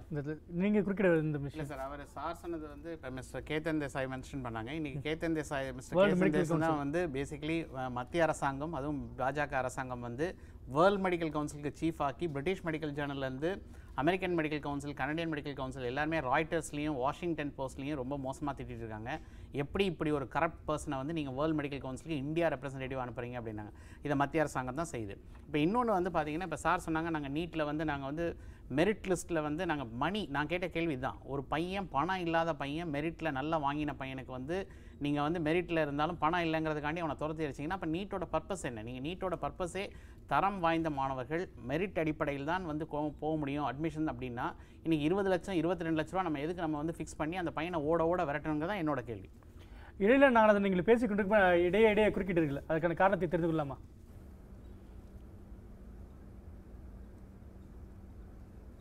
யார் பேசிட்டு இருக்கும்போது 3 விஷயங்க. ஒன்று வந்து அவர் வந்து விளக்கின விஷயங்கள் வந்து இன்னும் நீட்டுக்கு எக்ஸம்ஷன் மத்திய நிறுவனங்கள் இருக்குல்ல, எய்ம்ஸ், பிஜே, சண்டிகர், ஜிப்பருக்கு ஏன் மத்திய அரசு வந்து நீட்டுக்கு விலக்கு கொடுத்துருக்கு, ஏன் நம்ம அரசாங்க மருத்துவருக்கு விலக்கு கொடுக்குற கேள்வி அவர் வந்து சொல்லவே வைக்கல. அதே மாதிரி நான் கேட்ட இந்த நீட் கோச்சிங் கிளாஸஸ் புற்றுசல போல ஒரு கோச்சிங் கிளாஸஸ் வந்திருக்கு. பசங்க வந்து இனிமேல் 6ஆம் வகுப்பு 7ஆம் வகுப்பு 8ஆம் வகுப்பு 9ஆம் வகுப்பு 10ஆம் வகுப்பு உள்ள பாடத்திட்டங்களை படிக்காம, என்னோட 12th standard physics teacher, chemistry teacher ப்ராக்டிகல்ஸை படிக்காம வெறும் நீட் கோச்சிங் கிளாஸஸ் மட்டும் நான் கோச் பண்ணி அதை உள்ள போடுறேன்னு நினைச்சா அப்புறம் மெயின் ஸ்ட்ரீம் எஜுகேஷன், அதாவது கல்வி தரத்தை இது உயர்த்தமா இல்ல பின்னாடி போய் செலுத்துமா அப்படின்னு இருக்கணும். இன்னொன்னு இப்ப 2014 பிஜி நீட் எக்ஸாம் நடந்தது. அந்த பிஜி நீட் எக்ஸாம்ல ஊறுபட்ட ஊழல், வயப்பாம்ஸ்கால் அளவுக்கு ஊறுபட்ட ஊழல்னு இன்னைக்கு சிபிஐ என்கொயரி போட்டு எல்லாரையும் ஜெயில உள்ள வச்சிட்டு இருக்காங்க. 2016 போஸ்ட் கிராஜுவேட் நடத்தின நீட்டுக்கு. அதுக்கப்புறம் இந்த நீட் எக்ஸாம்ல ஜவேட்கர் வந்து ஆமா நாங்க தப்பு பண்ணிட்டோம், ஒவ்வொரு அவங்களோட மாநில வளத்துறை அமைச்சர் வந்து தப்பு பண்ணிட்டோம், நாங்க ஒவ்வொரு மொழிக்கும் வெவ்வேறு பேப்பர் வச்சிட்டோம், இனிமேல் நாங்க பேப்பரை மட்டும் நாங்க மாத்திக்கிறோம், தவறு பண்ணிட்டோம் சொன்னாங்க. இன்னொன்னு என்ன சொல்றாருன்னா, தமிழ்நாடு அரசு ஒரு ஆண்டுக்கு மட்டும் தான் விலக்கு கேட்டதுன்னு ஒரு பொய்யான தகவல் சொல்லியிருக்காரு. செல்வி ஜெயலலிதா இருந்த போது அவங்க வந்து இன்டர்ஸ்டேட் கவுன்சில்ல கிட்டத்தட்ட ஜூன் மாசம் 2016 எல்லா முதலமைச்சர்களும் பாராளுமன்றத்தில் இவர் முதலமைச்சர் மோடி பிரதமர் மோடிக்கு முன்னாடி ரொம்ப தெளிவா இன்டர்ஸ்டேட் கவுன்சில் சொல்றாங்க. அவங்களோட டிபேட், அதோட டிபேட்டோட காப்பி வந்து முழுமையா கவர்மெண்ட்ல சர்க்குலேட் ஆயிருக்கு. இன்டர்ஸ்டேட் கவுன்சில்ல ஜெயலலிதா அம்மையார் பேசின டிபேட்ல என்ன சொல்றாங்கன்னா, அவங்க வச்ச வாதங்கள் நிரந்தர தீர்வு தான் எங்களுக்கு விலக்கு வேணும்னு செல்வி ஜெயலலிதா கேட்டிருக்காங்க. அது வந்து இதெல்லாம் கருத்துக்களை மறைச்சு ஏதோ ஒரு வருஷத்துக்கு மட்டும் தான் நம்ம தமிழ்நாடு விலக்கு கேட்ட மாதிரி ஒரு தவறான கருத்துக்களை இங்க பதிவு வைக்கிறாங்க. கனகசபாபதி, இந்த இடத்துல காசிநாத் பாரதி பேசும்பொழுது நாடு முழுவதும் ஒரே மாதிரியான பாடத்திட்டத்தை கொண்டு வந்த பிறகு நாடு முழுவதும் ஒரே மாதிரியான தேர்வை நடைமுறைப்படுத்தாது ஏன் என்றதான் கேள்வி, அவருடைய கேள்வி.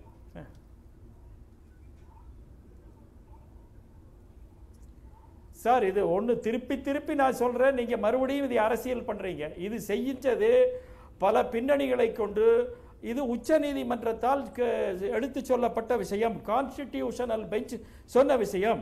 இது கடந்த 2013 அப்படி என்றால் இதே கேள்விதான் மீண்டும் காவிரி நடுவர்மன்றத்தை அமைக்க வேண்டும் என்று உச்ச நீதிமன்றம் தான் சொல்லியது. ஆனால் அது மத்திய அரசு கான்ஸ்டிடியூஷனல் பெஞ்சினாலே உறுதி. என்னை பேச விடுங்க, நான் வெளியிலிருந்து பேசுறேன், என்னை பேச விடுங்க, என்னை பேச விடுங்க. ஆச்சா, அதனுடைய அடிப்படையில் இது நாடு பூராவும் செயல்படுத்தப்பட்டு கொண்டிருக்கிறது. இதுல நண்பர் ஒருத்தர் சொன்னார், எனக்கு அவர் யாருன்னு தெரியாது, ஜிப்மர், இது நாம வந்து விலக்களிக்கல, என்ன சிஸ்டம் இருந்ததோ அந்த சிஸ்டத்தை நாம வந்து கடைபிடித்து கொண்டு வந்திருக்கிறோம். இதுல மத்திய அரசை நீங்க எதை எடுத்தாலும் மோடி அரசு குறை கூறணும் அப்படிங்கிற ஒரே எண்ணத்தில் நீங்க வந்து செயல்பட்டு இருந்தீங்கன்னா அதற்கு நாங்க பதில் சொல்ல முடியாது. இந்த இடத்துல பொறுத்தவரை கல்வியாளர் நெடுஞ்செழியன் ஒரு கேள்வியை முன்வைக்க விரும்புகிறார். நடவடிக்கை எடுத்து செயல்பட்டு கொண்டிருக்க வேண்டும். இது வந்து மத்திய அரசாங்கம் நீங்க செயல்படுதுன்னு சொல்றீங்க. நான் கேட்கறது, ஒரு புவர் ஸ்டூடெண்ட், மெரிட் உள்ள ஸ்டூடெண்ட் தனியார் மருத்துவ பல்கலைக்கழகத்தில் போய் படிக்கணும், தனியார் மருத்துவக் கல்லூரியில் போன் பண்ணா 4 லட்சத்துலேருந்து 22 லட்சம் செலவழிக்கணும்னா நீங்க மெரிட்டை வந்து கன்சிடர் பண்றீங்களா? இல்லை மெரிட் படி நீங்கள் அவர் டாக்டர் எழிலன் சொன்ன மாதிரி ஆல் இண்டியா பிஜி மெடிக்கலில் பேரலாக சிஸ்டம் வச்சு இன்னொரு இடத்துல காப்பி அடித்து மெடிக்கலில் 5 வருஷம் 8 வருஷம் ஃபெயில் ஆனவங்கெல்லாம் ஆல் இண்டியா பிஜியில் 50வது ரேங்க் வாங்குறாங்க. எய்ம்ஸு, ஜிப்மர், இந்த மாதிரி Madras medical college, best medical காலேஜில் படித்த மாணவர்கள்லாம் வந்து 5000 8000 ரேங்க் வாங்குறாங்கன்னா நீங்கள் எக்ஸாமினேஷனில் ஏன் ஒரு ப்ராப்பராக வந்து கண்டக்ட் பண்ண முடியலன்னா மத்திய அரசு should own the responsibility of the students. ஏன்னா மெரிட்டில் படிக்கக்கூடிய பையனை நீங்கள் கில் பண்ணுறீங்க.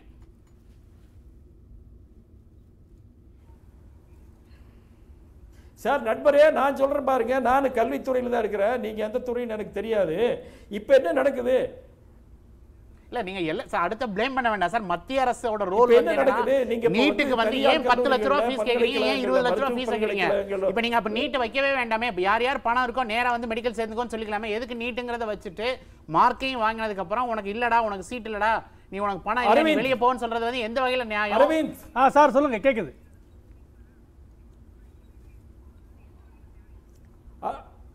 என்னை பேச விடுங்க. நீங்க வெளியில சென்னையில் உட்கார்ந்துட்டு நீங்க பாட்டுல எல்லாரும் சேர்ந்து இது நீட்டுக்கான விவாதமா இல்ல மோடி பத்தி திட்டறதுக்கான விவாதமா? இல்ல யாரும் மத்திய அரசையோ மோடியை யாரும் குறை கூறவில்லை. தமிழ்நாட்டு மாணவர்கள் நலனுக்காக இந்த கேள்வி எழுப்பப்பட்டது. அதற்கான விளக்கம் டொனேஷன் கொடுக்குறேன்.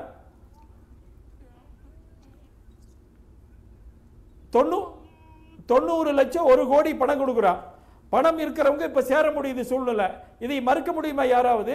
பணம் கொடுப்பவர்கள் சுலபமாக மருத்துவ பல்கலைக்கழகத்திலே மருத்துவக் கல்லூரிகளிலே இன்றைக்கு சேர முடியும். இன்றைக்கு இருக்கிற முறை எப்படி இருக்குது? நீங்க நாமக்கல்ல ஏன் வந்து சென்னையிலிருந்து வந்து இங்கெல்லாம் வந்து சேர்த்துறாங்க? அது வந்து டியூஷன் சென்டர் மாதிரி நடத்தி +1 பாடமே நடத்துறது இல்லை சார். எந்த பள்ளிக்கூடத்துலையுமே +2 பாடத்தை நடத்தி நீங்க வந்து பரீட்சையை வச்சு உடனே நேரடியாக கொண்டு போய் மெடிக்கல் காலேஜில் கொண்டு போய் விட்டுடுறீங்க. இப்போ தனியார் கல்லூரிகள், தனியார் பல்கலைக்கழகங்கள், இதில் பெரும்பாலும் அரசியல்வாதிகள் நடத்தக்கூடிய அல்லது அவர்கள் ஆதரவு பெற்ற இடங்கள், அங்கே கொண்டு போய் குழந்தைகளை வந்து விடுறீங்க. இப்போ என்ன மெடிக்கல் கல்லூரிகள் நடந்து கொண்டிருக்கின்றன? நீட்டு வந்து இப்போ இருக்கக்கூடிய முறையை குறைத்து நல்ல முறையில் கொண்டு வருவதற்கான ஏற்படுத்தப்பட்ட விஷயம். இது வந்து நீட்டுனால வந்து இப்ப இருக்கக்கூடிய தனியார் கல்லூரிகள் பணம் வாங்குவது, தனியார் பல்கலைக்கழகங்கள் பணம் வாங்குவது மிக வெகுவாக தடுத்து நிறுத்தப்படும். அதற்காகத்தான் நீட்டு வருதுங்க. நீட்டு வந்து மறுபடியும் நான் திருப்பி சொல்றேன், உச்சநீதிமன்ற அறிவுறுத்தலின் ஆணையினின் பேரில் செயல்படுது. மறுபடியும் நீங்க பாயிண்ட்களை பேசாம மோடிக்கு ஏன் சார் போறீங்க? நீங்க கல்வித்துறையினுடைய அவலத்தை பேச வந்தீங்களா இல்ல எதுக்கு எடுத்தாலும் மோடி தப்பு சொல்லணுங்கிறதுக்காக எல்லாம் வந்திருக்கீங்களா? எனக்கு ஒன்றும் புரிய மாட்டேங்குது. நீங்க கோவையிலிருந்து பேசலாம், உங்க கருத்து முழுமையாக பதிவு செய்யப்பட்டது. அதற்கான விளக்கம் இப்போது. சார், மத்திய அரசு தான் வந்து இந்த உச்சநீதிமன்றத்தை ஆணையை நிறைவேற்றுவோம் அப்படின்னு சொல்கிறாங்க. மத்திய அரசு வந்து மெரிட் படி தான் நீங்கள் வந்து அட்மிஷன் கொடுக்கணும்னு சொல்லியிருக்காங்க. மெரிட்டில் வந்து மணியை வந்து நீங்கள் அங்கே மத்திய அரசு சுப்ரீம் கோர்ட் வந்து உங்களுக்கு எங்கேயுமே மணி படி தான் வந்து உங்களை நீங்கள் மெரிட்டில் கொடுக்கணுன்றதை கொடுக்கவே இல்லை. அப்போ இவங்க வந்து சார் சொன்ன மாதிரி இப்போ மெரிட் படி போகிறோம் அப்படின்னா ஒரு பையன் 450 மார்க் 500 மார்க் வாங்கின புவர் ஸ்டூடெண்ட்டுக்கு வந்து கவர்மெண்ட்டில் கிடைக்கலனா தனியாருக்கு போனால் இன்றைக்கி வந்து 22 லட்ச ரூபா ஃபீஸுங்கிறத அஃபிஷியலாக வெப்சைட்டில் ministry of health and family வெல்ஃபேரோட வெப்சைட்டில் 22 லட்ச ரூபா போடுற அளவுக்கு மத்திய அரசு வந்து கரெக்டாக பண்ணுறாங்க அப்படிங்கிறது வரவேற்கத்தக்கது. இந்த இடத்துல காசிநாத் பற்றி உங்ககிட்ட எப்பொழுதெல்லாம் நீட் தேர்வுக்காக தமிழக சுகாதாரத்துறை அமைச்சர் குரல் கொடுக்கிறாரோ அப்பொழுதெல்லாம் அவர் இல்லம் நோக்கி ரெய்டுகள் படையெடுக்கிறதாக எதிர்கட்சிகள் தரப்பிலிருந்து ஒரு குற்றச்சாட்டு எழுப்பி இருக்கிறது, ஒரு கருத்து பரவி இருக்குது. அப்படிதானே? அது அரசியல் காரணங்களுக்காக இருக்கும். ஏன்னா வந்து இந்தியாவில் எந்த இடத்துலையும் வந்து முதலமைச்சர் கீழே இருக்கிற போது தலைமைச் செயலாளர் அறையில் வந்து ரெய்டு நடந்த வரலாறு கிடையாது. அந்த ரெய்டில் என்ன கைப்பற்றப்பட்டதுங்கிறது இன்னைக்கு வரைக்கும் தெரியல. இந்த ஆவணங்கள் அடிப்படையில் சுகாதார அமைச்சருடைய 100 ஏக்கர் நிலம் முடக்கப்பட்டது. கல்குவாரி அதாவது தலைமைச் செயலாளருக்கு சொல்கிறேன். அதுக்கு அடுத்ததாக பார்த்தீங்கன்னா அண்ணன் டிடிவி அவர்கள் மேலே வந்து உலக வரலாற்றில் வந்து லஞ்சம் வாங்கின அதிகாரியாக தான் அரெஸ்ட் பண்ணுவாங்க. லஞ்சம் கொடுத்தவங்களையும் அரெஸ்ட் பண்ணி கேள்வி விடுறீங்களா? முதல்ல வந்து தமிழகத்தில் லஞ்சம் கொடுக்க முயற்சி செய்தார்னு ஒருத்தரை கைது பண்ணியிருக்காங்க. எங்கேயுமே கிடையாது. ட்ராப் கேஸை பொறுத்த வரைக்கும் லஞ்சம் நம்ம அரசு அதிகாரிகிட்ட கொடுக்க போனோம்னா அரசு அதிகாரியாக தான் பிடிப்பாங்க. நமக்கு ரசாயனம் தடவிய அந்த பண நோட்டுகளை கொடுக்கறது யாருன்னு கேட்டீங்கன்னா காவல்துறை தான் கொடுக்கும். நம்ம கொண்டு போய் கொடுப்போம், கொடுக்குறவங்களை விட்டுருவாங்க. இல்ல இது பொறி வைத்து பிடி, அதான் டிராப் கேஸ். அதுதான் வந்து கரப்ஷன் கேஸ்லயும் வர, இது ஆன்டி கரப்ஷன் கேஸ்ல வர முடியும். ஆனா இங்க வந்து லஞ்சம் கொடுக்க முயற்சி செய்தார்னு சொல்லிட்டு யார் வாங்க முயற்சி செஞ்சாங்கிறத எலெக்ஷன் கமிஷன்ல இருந்து இன்னைக்கு வரைக்கும் யாரையும் கண்டுபிடிக்க முடியல. ஆனா இது ஒண்ணு இல்ல அதாவது மத்திய மோடி அரசை வந்து ஏதோ குறை சொல்றோங்கிற மாதிரி அவர் சொல்றாரு. குறைகள் இருந்தால் குறைய சொல்ல தான் செய்வோம், நிறைகள் இருந்தால் பாராட்ட செய்வோம். நீங்கள் ஆரம்பத்திலேருந்தே வந்து தமிழகத்தின் மேலே வந்து ஓரவஞ்சனையாகவும் மாற்றாந்தாய் மனப்பான்மையோட தான் செயல்பட்டுக்கிட்டு இருக்கீங்க. அதை தான் நாங்கள் சுட்டி காட்டுறோம். இன்றைக்கி வந்து அதாவது வந்து இப்போ புரட்சி தலைவி அம்மா அவர்கள் வந்து டிபேட்டில் சொன்னாங்க அப்படிங்கிற ஆல் பார்ட்டி கவுன்சிலில் வந்து இன்டர் ஸ்டேட் கவுன்சிலில் வந்து சொன்னாங்கன்னு சொல்லி அவர் சொல்கிறாரு. அதாவது உச்சநீதிமன்ற தீர்ப்பை தான் நாங்கள் செயல்படுத்துகிறோன்னு அவர் ஒரு வலுக்கட்டாயமாக சொல்லிக்கிட்டு இருக்காரு. உச்சநீதிமன்ற தீர்ப்பில் அந்தந்த மாநிலங்கள் ஒத்துக்கொள்ளாத சூழ்நிலையில் அதற்கான முடிவு அந்த மத்திய அரசு எடுக்கலாம்னு சொல்லியிருக்காங்க. பட் அந்த இதை வந்து இவங்க ஃபாலோ பண்ணுறாங்களான்னா கிடையாது. இன்றைக்கி வந்து தமிழக அரசு ஒட்டுமொத்தமாக அனைத்து சட்டமன்ற உறுப்பினர்களுடைய இதில் வந்து ஒத்திசைவோட தீர்மானம் நிறைவேற்றி அனுப்பின போது அப்போ ஒட்டுமொத்த 8 கோடி தமிழ் மக்களுடைய கோரிக்கை இதுதாங்கிறது வந்து அவங்களுக்கு நல்லா தெரியும். ஏன் அதில் நீங்கள் விரைந்து நடவடிக்கை எடுக்கக்கூடாது? அதில் வந்து பார்த்தீங்கன்னா மத்திய அமைச்சராக இருக்கக்கூடிய நிர்மலா சீதாராமன் இங்கே வருகின்ற போது சொல்கிறாரு, அது எங்கே இருக்குன்னே தெரியல. அதாவது ஒரு அலட்சியமான பதில். இல்லைனா ஹச் ராஜா போன்றவர்கள் வந்து நான் அப்படி ஒரு விளக்கு கொடுத்தா கூட நாங்கள் விட மாட்டோம், அவங்கள வந்து துரத்தி தான் அடிப்போம் அப்படிங்கிற மாதிரி சொல்கிறதெல்லாம் வந்து ஒட்டுமொத்தமாக இவர்களுக்கு தமிழ் மக்கள் மீது, தமிழ் இனத்தின் மீது, தமிழ் மாணவர்கள் மீது ஏதோ ஒரு கோபத்தில் இருக்கிறார்கள். அதை வந்து ஹிந்தியை செயல்படுத்த முடியலையா, இல்லை இந்துத்துவத்தை இங்கே செயல்படுத்த முடியலையா, என்ன காரணம் என்பது எங்களுக்கு தெரியவில்லை. அவர்களுடைய பார்வைக்கே விட்டு விடுகிறேன். ஏதோ ஒரு காரணத்திற்காக தமிழகம் வஞ்சிக்கப்படுகிறதுங்கிறது தான் எங்களுடைய குற்றச்சாட்டாக. நான் இந்த இடத்துல உங்ககிட்ட இந்த கேள்வி முன்வைக்க விரும்புகிறேன். நீட் தேர்வில் +2 மாணவர்கள் பாதிக்கப்பட்டிருக்கக்கூடிய இதே சூழலில் மருத்துவ மேற்படிக்கான மாணவர் சேர்க்கையில் 50% இடஒதுக்கீடு ரத்து செய்யப்பட்டிருக்கு. சூப்பர் ஸ்பெஷாலிட்டி மருத்துவமனைகள். இந்த இரண்டும் எந்த விதத்தில் தமிழ்நாட்டின் எதிர்கால மருத்துவ நோயாளி விகிதாச்சாரத்தை பாதிக்கக்கூடும்?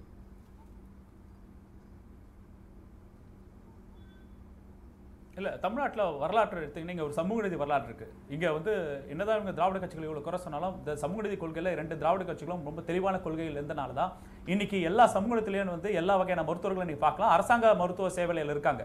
இப்போ நீங்கள் வந்து தாழ்த்தப்பட்ட ஒடுக்கப்பட்ட மக்கள், மலைவாழ் மக்கள்லேருந்து ஒரு நெஃப்ராலஜிஸ்ட், கார்டியாலஜிஸ்ட், சூப்பர் ஸ்பெஷலிஸ்ட் எல்லாமே பார்க்கலாம். நீங்கள் அது தமிழ்நாட்டில் மட்டும் தான் பார்க்க முடியும். பிற மாநிலங்கள் பண்ணா 60% 70% மேல் ஜாதியினர், மேல் சமூகத்தினர் மட்டுமே மருத்துவர்களாக இருக்கிற சூழல் இருந்த காரணம் அதை திருப்பி போட்டது தமிழ்நாடோட சமூக நீதி வரலாறு. இது நான் சொல்ல, அமர்த்தியா சென் வந்து இந்தியா அன்சர்டன் கோரி புக்கில் வந்து ரொம்ப பதிவு பண்ணுறாரு. இங்கே இருக்கிற சமூக நீதி கொள்கையில் தான் இந்தியா தமிழ்நாடு இருக்கிற ஹெல்த் இண்டெக்ஸ், குழந்தை இறப்பு சதவீதம், தாய் இறப்பு சதவீதம் வந்து ஐரோப்பிய மாநிலங்களுக்கு ஈக்குவலண்டாக இருக்க முக்கிய காரணம் இங்கே இருக்கிற மண்ணின் மைந்தர்களை மருத்துவராக்கிற சூழல் தான் இந்த சோஷியல் ஜஸ்டிஸ் ப்ரோக்ராம் வந்து கொண்டு வந்தது.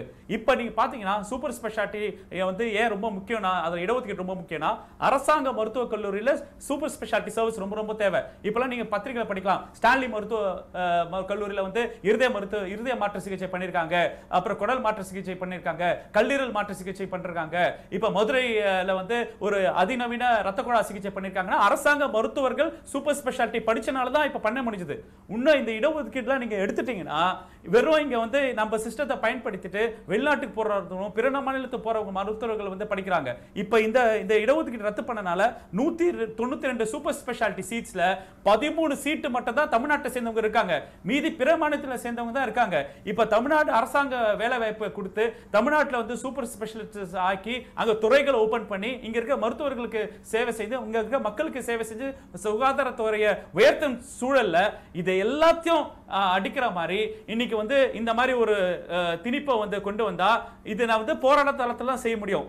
இப்ப அதிமுக நண்பர் வந்து ரொம்ப தெளிவா சொன்னாரு, வெளிப்படையா சொன்னாரு. இங்க இருக்கிற ஜெயலலிதா வந்து 2016 பாளையங்கோட்டை தேர்தலில் வந்து அவங்க தேர்தல் பிரச்சாரத்தில் முனைப்பு என்னன்னா, நீட்டு சமூக நீதிக்கு எதிர்ப்பானது, நீட் இங்க ஏழை எளிய மக்களை மருத்துவம் விடாம தடுக்குது, நீட்டு வந்து இங்க தாழ்த்தப்பட்ட ஒடுக்கப்பட்ட மக்கள் மருத்துவ கனவை வந்து பலியாக்குது, எக்காரணத்துக்கு நான் நீட்டை வந்து வரவிட மாட்டேன்னு ரொம்ப தெளிவா சொல்லி அதே இன்டர்ஸ்டேட் கவுன்சில் அவங்க பதிவு பண்ண விஷயங்கள் நம்ம திருப்பி நான் இங்க நினைவுபடுத்த வேண்டியதுனா, இங்க ஒரு சோஷியல் ஜஸ்டிஸ் ப்ரோக்ராமோட இணைஞ்ச மருத்துவ சேவையை வந்து நீங்க வந்து தடுத்து நிறுத்த முடியாது. இதே மாதிரி சூழல் வந்து நான் ஒரு 10-15 வருஷம் கழிச்சு நீங்க ஆரம்ப சுகாதார நிலையத்திலும் இல்ல வந்து உயர் சிகிச்சை அரசாங்க மருத்துவ கல்லூரிகளை இல்லாம போற சூழல் வரதுக்கான வாய்ப்புகள் நிறைய இருக்கு. நாம் இதே சமயம் விவாதித்துக் கொண்டிருக்கிற இதே நேரத்தில் பொதுமக்கள் இந்த நீட் தேர்வு விவகாரத்தில் என்ன மாதிரியான விஷயங்கள்லாம் நடந்துட்டு இருக்கின்றத ஒரு பேட்டியை எடுத்திருக்கோம். அதை நம்ம இப்போ பார்ப்போம். நீட் வேணும்னு சொல்கிறேன், நான் மட்டும் இல்லை, பல ஆயிரக்கணக்கான மக்கள் வேணும்னு சொல்கிறாங்க. போன வருஷம் ஸ்டேட் போர்ட்ஸ் மார்க் படி எடுத்ததுக்கு 15,000 அப்ளிகேஷன் வந்திருக்கு சார். இந்த வருஷம் 55,000 அப்ளிகேஷன் வந்திருக்கு. இதுக்கெல்லாம் காரணம் என்னன்னா நீட்டில் அவ்வளோ பேர் நல்ல மார்க் வாங்கியிருக்காங்க. நீங்கள் மெரிட் லிஸ்ட் விட்டால் தானே சார் தெரியும். நீங்கள் விடாமல் நிறையா பேர் நீட்டை எதிர்க்கிறாங்கன்னு நீங்கள் சொல்ல முடியாதுல்ல. நீட்டை யாருமே எதிர்க்கலை சார். இங்கே இருக்கிற எல்லாருமே வெளியில் கொண்டு வரல அவங்க கருத்துக்களை, அவ்வளோதான் சார். இந்த நீட்ன்றது ஒரு காரணமாக வச்சு இதுக்குள்ளே வந்து இன்ஸ்டிடியூஷன்ஸ், என்னுடைய ஓன் எக்ஸ்பீரியன்ஸ், என்னுடைய சன் படிச்சிருந்த ஸ்கூலில் நீட்டுக்காக they are charging 2.5 lakhs coaching extra other than the actual ஃபீஸே வந்து கிட்டத்தட்ட 1 லட்சம். நீட்டுக்காக வந்து ப்ரிப்பரேஷனுக்காக வந்து they are charging 2.5 lakhs. So அப்போ எந்த விதத்தில் அந்த ஒரு அஃபோர்டபிலிட்டி யார் யாருக்கு இருக்கோ அவங்க தான் முடியும். ஸோ இதை வந்து ஒரு த்ரெட்டாக, ஒரு பயமுறுத்தலாக உருவாக்கி குழந்தைங்களுக்கு வந்து இன்ட்ரெஸ்ட் இருக்கோ இல்லையா, அது 2வது பட்சம், அது இன்னொரு தனி பிரச்சனை. ஸோ நீட்டுன்றது வந்து என்னை பொறுத்தவரையிலையும் வந்து அவசியம் கிடையாது. கவர்மெண்ட் ஸ்கூலில் 11th 12th கரெக்டாக நடத்துகிறாங்க, அதில் நான் தப்பே சொல்ல மாட்டேன். சில ப்ரைவேட் ஸ்கூல்ஸ் வந்து இந்த ரிசல்ட்ஸ் ப்ரொடியூஸ் பண்ணோம், வருஷமாக இது பண்ணிட்டுருக்கோம், நம்ம தான் அதிக பேர் அனுப்பணுங்கிறக்காக ஒரு சின்ன செட் ஆஃப் பீப்புள் மட்டும் இது பண்ணுறாங்க. கவர்மெண்ட் ஸ்கூல் ஸ்டூடெண்ட்ஸ் நல்லா பண்ணியிருக்காங்க, புரிய மாட்டேங்குது யாரும். தமிழில் எழுதினவங்க உண்மையிலே நல்லா பண்ணியிருக்காங்க. அதனால் வந்து நீட் வேணும். நீட் கிடைச்சா கண்டிப்பாக அந்த ரேங்க் லிஸ்ட் வந்து உங்களுக்கே எல்லாருக்கும் இட் பி வெளிச்சமாக காமிப்பாங்க. தட் நிறைய ரூரல் மக்கள், கிராமப்புற மக்கள் மருத்துவ படிப்பு மேற்கொள்வது மிகவும் எளிது நீட் வந்தால். அது வந்து இங்கே நான் +2 படிக்கிறேன். நான் நீட் தேர்வு புதுசாக அறிவிச்சிருக்கிறாங்க. யாருக்கும் வந்து இன்னும் கவுன்சிலிங் கொடுக்கல. எல்லாம் இப்போ சிஏ எடுக்கலாமா இல்லை ஆர்ட்ஸ் அண்ட் சயின்ஸ் எடுக்கலாமான்னு முடிவு பண்ணிட்டுருக்குறாங்க. நாங்கள் படிக்கல, அப்புறம் எப்படி இருக்கும் நிலமை? இது ஒரு எல்லாரும் நினைக்கிறாங்க, இல்லை சிபிஎஸ்சி புக் வேணும், ரெஃபரன்ஸ் புக் வேணும், கோச்சிங் கிளாஸ் போகணுன்னு. அப்படிலாம் இல்லைங்க. நாங்கள் சொல்கிறோம், நாங்கள் state board student, coaching class அந்த மாதிரிலாம் போகல. எங்களுக்கு தெரியும், சும்மா நம்ம புக்கை வேர்ட் பை வேர்ட் படிக்கிறதே போதும். ஸோ நாங்கள் இப்படி நீட்டுக்கு நல்லா ப்ரிப்பேர் பண்ணதுக்கப்புறம் இன்னொரு ரேங்க் லிஸ்ட் ரிலீஸ் பண்ணாமல் எங்களுக்கு ஆப்ஷனும் இல்லை. நாங்கள் ஆல் இண்டியா கோட்டா அப்ளை பண்ணல, என்ஜினியரிங் அக்ரி அந்த மாதிரி வேறு ஒருந்துக்கும் கவுன்சிலிங்கும் போகல. ஸோ இப்போ வந்து நாங்கள் நீட் இல்லாமல் எங்களோட கதி என்ன ஆகும்னு எங்களுக்கு தெரியாது. ஸோ நாங்கள் தமிழ்நாடு கவர்மெண்ட் கிட்ட கேட்குறது, ப்ளீஸ் நீட்டை வந்து வைங்க, கேன்சல் பண்ணாதீங்க, அண்ட் ரேங்க் லிஸ்ட்டு சீக்கிரம் ரிலீஸ் பண்ணுங்கள். ஒரு கலவையான ஒரு கருத்தை நாம் பார்த்தோம். தமிழ்நாட்டின் வெவ்வேறு பகுதியிலிருந்து வெவ்வேறு இடங்களிலிருந்து எடுக்கப்பட்ட பேட்டிகள் இது. மாணவர்களும் பேசியிருக்கிறார்கள், பெற்றோர்களும் பேசியிருக்கிறார்கள். நீட் வேண்டும் என்றும் நீட்டை முடிவில் வெளியிட வேண்டும் என்றும் ஒரு சாராரும், அது எந்த விதத்தில் அச்சுறுத்துது என்பது ஒரு சாரம் பேசியிருக்காங்க. இதை நீங்கள் எப்படி பார்க்குறீங்க? இல்லை, நீட் கமர்ஷியலைசேஷன் வந்து இட் இஸ் நாட், அது வந்து ஆக்சுவலாக வந்து தமிழ்நாடு அரசு உடனடியாக என்ன பண்ணணும்னா, மத்திய அரசும் சரி தமிழ்நாடு அரசும் சரி பள்ளிகளில் நீட் கோச்சிங்கிறது வந்து நீங்கள் அடிஷ்னலாக வாங்கக்கூடாதுன்னு ஒரு சட்டமே ஏற்றணும். ஏன்னா பள்ளி வந்து ஒரு மாணவன் நீங்கள் வந்து ஒரு சமூக நீதிக்கு எதிரானது, நீங்கள் வந்து இந்த பணத்தை கேட்டு நீங்கள் நீட் கோச்சிங் சேரணும், இல்லைனா ஸ்கூலுக்கு வராதிங்க, அட்மிஷன் கொடுக்க மாட்டேன் அப்படின்னா இது ஒரு கமர்ஷியல் மோட்டிவ் வந்து உள்ளது. அப்போ எஜுகேஷனோட மெயின் பர்பஸே வந்து டிஃபீட் ஆகுது. அதனால் வந்து எஜுகேஷனை வந்து நீங்கள் ப்ரைமரியாக நீங்கள் வந்து கன்சிடர் பண்ணால் first you have to bring a rule. நாங்கள் வந்து எஜுகேஷன் கல்வி இந்த சிலபஸ் சொல்லித்தரதுக்கு தான் கொடுத்துருக்கோமே ஒழிய நாங்கள் கோச்சிங்க்கு 25 ஆண்டுகளுக்கு முன்னாடி இதே எய்ம்ஸு சிஎம்சி எல்லா பிட்ஸ் பில்லானி எல்லா ஐஐடி எல்லாம் இருந்தது. அன்றைக்கி இவ்வளோ கோச்சிங் மஷ்ரூமிங் கோச்சிங் கிளாஸ் கிடையாது. இதுக்கு காரணம் என்ன அப்படின்னா, இன்றைக்கி வந்து குவாலிட்டி ஆஃப் டீச்சர்ஸோட கமிட்மெண்ட் 90%, அந்த காலத்தில் 100% இருந்ததுன்னா இன்றைக்கி 10% டீச்சர் தான் கமிட்டட் டீச்சர் இருக்காங்க. 90% அந்த கமிட்டட் டீச்சரையும் டிஸ்டர்ப் பண்ணுறாங்க. அதனால் அந்த குவாலிட்டி ஆஃப் டீச்சிங் வந்து, அதனால தான் இன்றைக்கி 25 இடத்துல தமிழ்நாட்டிலேருந்து ஒரு மாணவர் கூட சிபிஎஸ்சிலேருந்து கூட வரல. அப்படின்னா சிபிஎஸ்சி ஸ்கூல்ஸோட குவாலிட்டியும் அடி வாங்குது. அதனால் மெயினாக வந்து இதில் வந்து கோச்சிங்கிறதெல்லாம் தாண்டி அந்த கடைசியாக சொன்ன கேர்ள்ஸ் சொன்ன பாயிண்ட் வந்து இட்ஸ் வெரி கரெக்ட். உங்கள் போர்டு, அதாவது இன்றைக்கி இந்தியாவில் வந்து 2005 ப்ரொஃபஸர் யஷ்பால் வந்து நேஷனல் கரிக்குலம் ஃப்ரேம்வொர்க் வந்து ஃபிக்ஸ் பண்ணியிருக்காங்க. இதுதான் 40+ போர்டும் இந்த சேம் சிலபஸ் தான் ஃபாலோ பண்ணுறாங்க. சிலபஸில் எந்த ஒரு இது இல்லை. உங்கள் ஸ்டேட் போர்டோ எந்த போர்டோ நீங்கள் முழுமையாக நீங்கள் படிச்சிங்கன்னா, சிலபஸை 11th ஃபுல்லாக படித்து 12th ஃபுல்லாக படிச்சிங்கன்னா எந்த ஒரு தேர்வையும் நீங்கள் எதிர்க்கலாம். அது நீட்டாக இருக்கலாம், இல்லை ஐஐடியாக இருக்கலாம், பட் புரிதலோடு சொல்லித் தரக்கூடிய டீச்சர்ஸோட, ஏன்னா நீங்கள் மனப்பாடம் பண்ணக்கூடிய அந்த ஃபார்மேட்டில் வந்து நம்ம கடந்த 10 ஆண்டுகளாக மாறினதுனால புரிதலோடு படிக்காது தான் அந்த ஃபெயிலியருக்கு மெயின் காரணம். திரு கனக சபாபதி, உங்களிடம் இந்த கேள்வி, மாணவர்கள் பெற்றோருடைய பேட்டிகளை நீங்கள் கேட்டிருப்பீங்க, இதனால் நீங்கள் என்ன சொல்ல வரீங்க?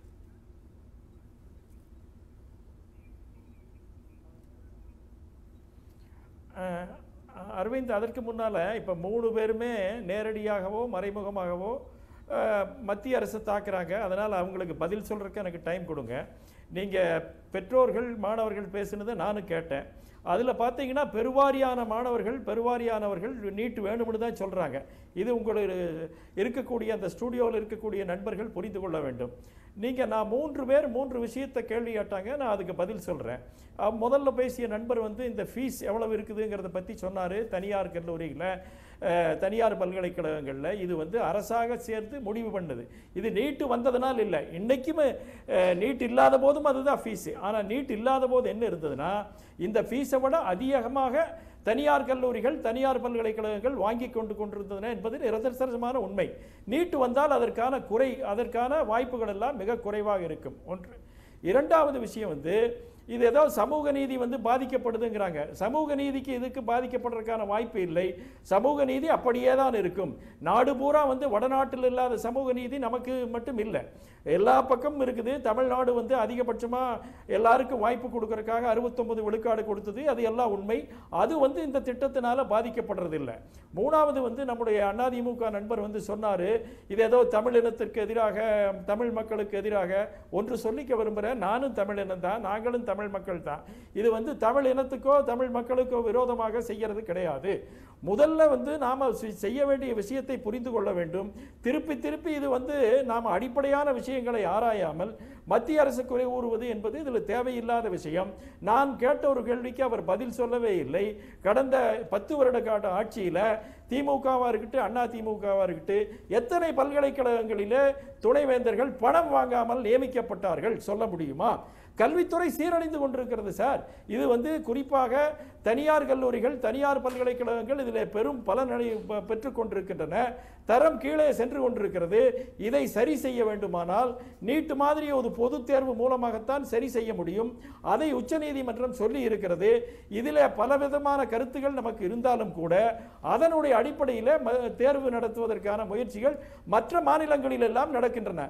ஏதோ கிராமப்புற மாணவர்கள், நானும் கிராமப்புறத்தை சார்ந்தவன் தான், கிராமப்புற மாணவர்கள் நம்ம தமிழ்நாட்டில் தான் இருக்கிற மாதிரி வடநாட்டில் பீகார் பீகார்லேயோ உத்தரப்பிரதேசலையோ இல்லையா? நம்மை விட கிராமப்புறங்கள் அங்கே அதிகமாக இருக்கிறது. ஆக ஒரு உண்மையை நாம் புரிந்து கொள்ள வேண்டும். நாம் நம்முடைய இயலாமையை வெளிப்படுத்துவதற்காக பெற்றோர்களையும் குழந்தைகளையும் பழி வாங்குவதும் மத்திய அரசின் மேல் குறை கூறுவதும் மிகவும் தவறான விஷயம்.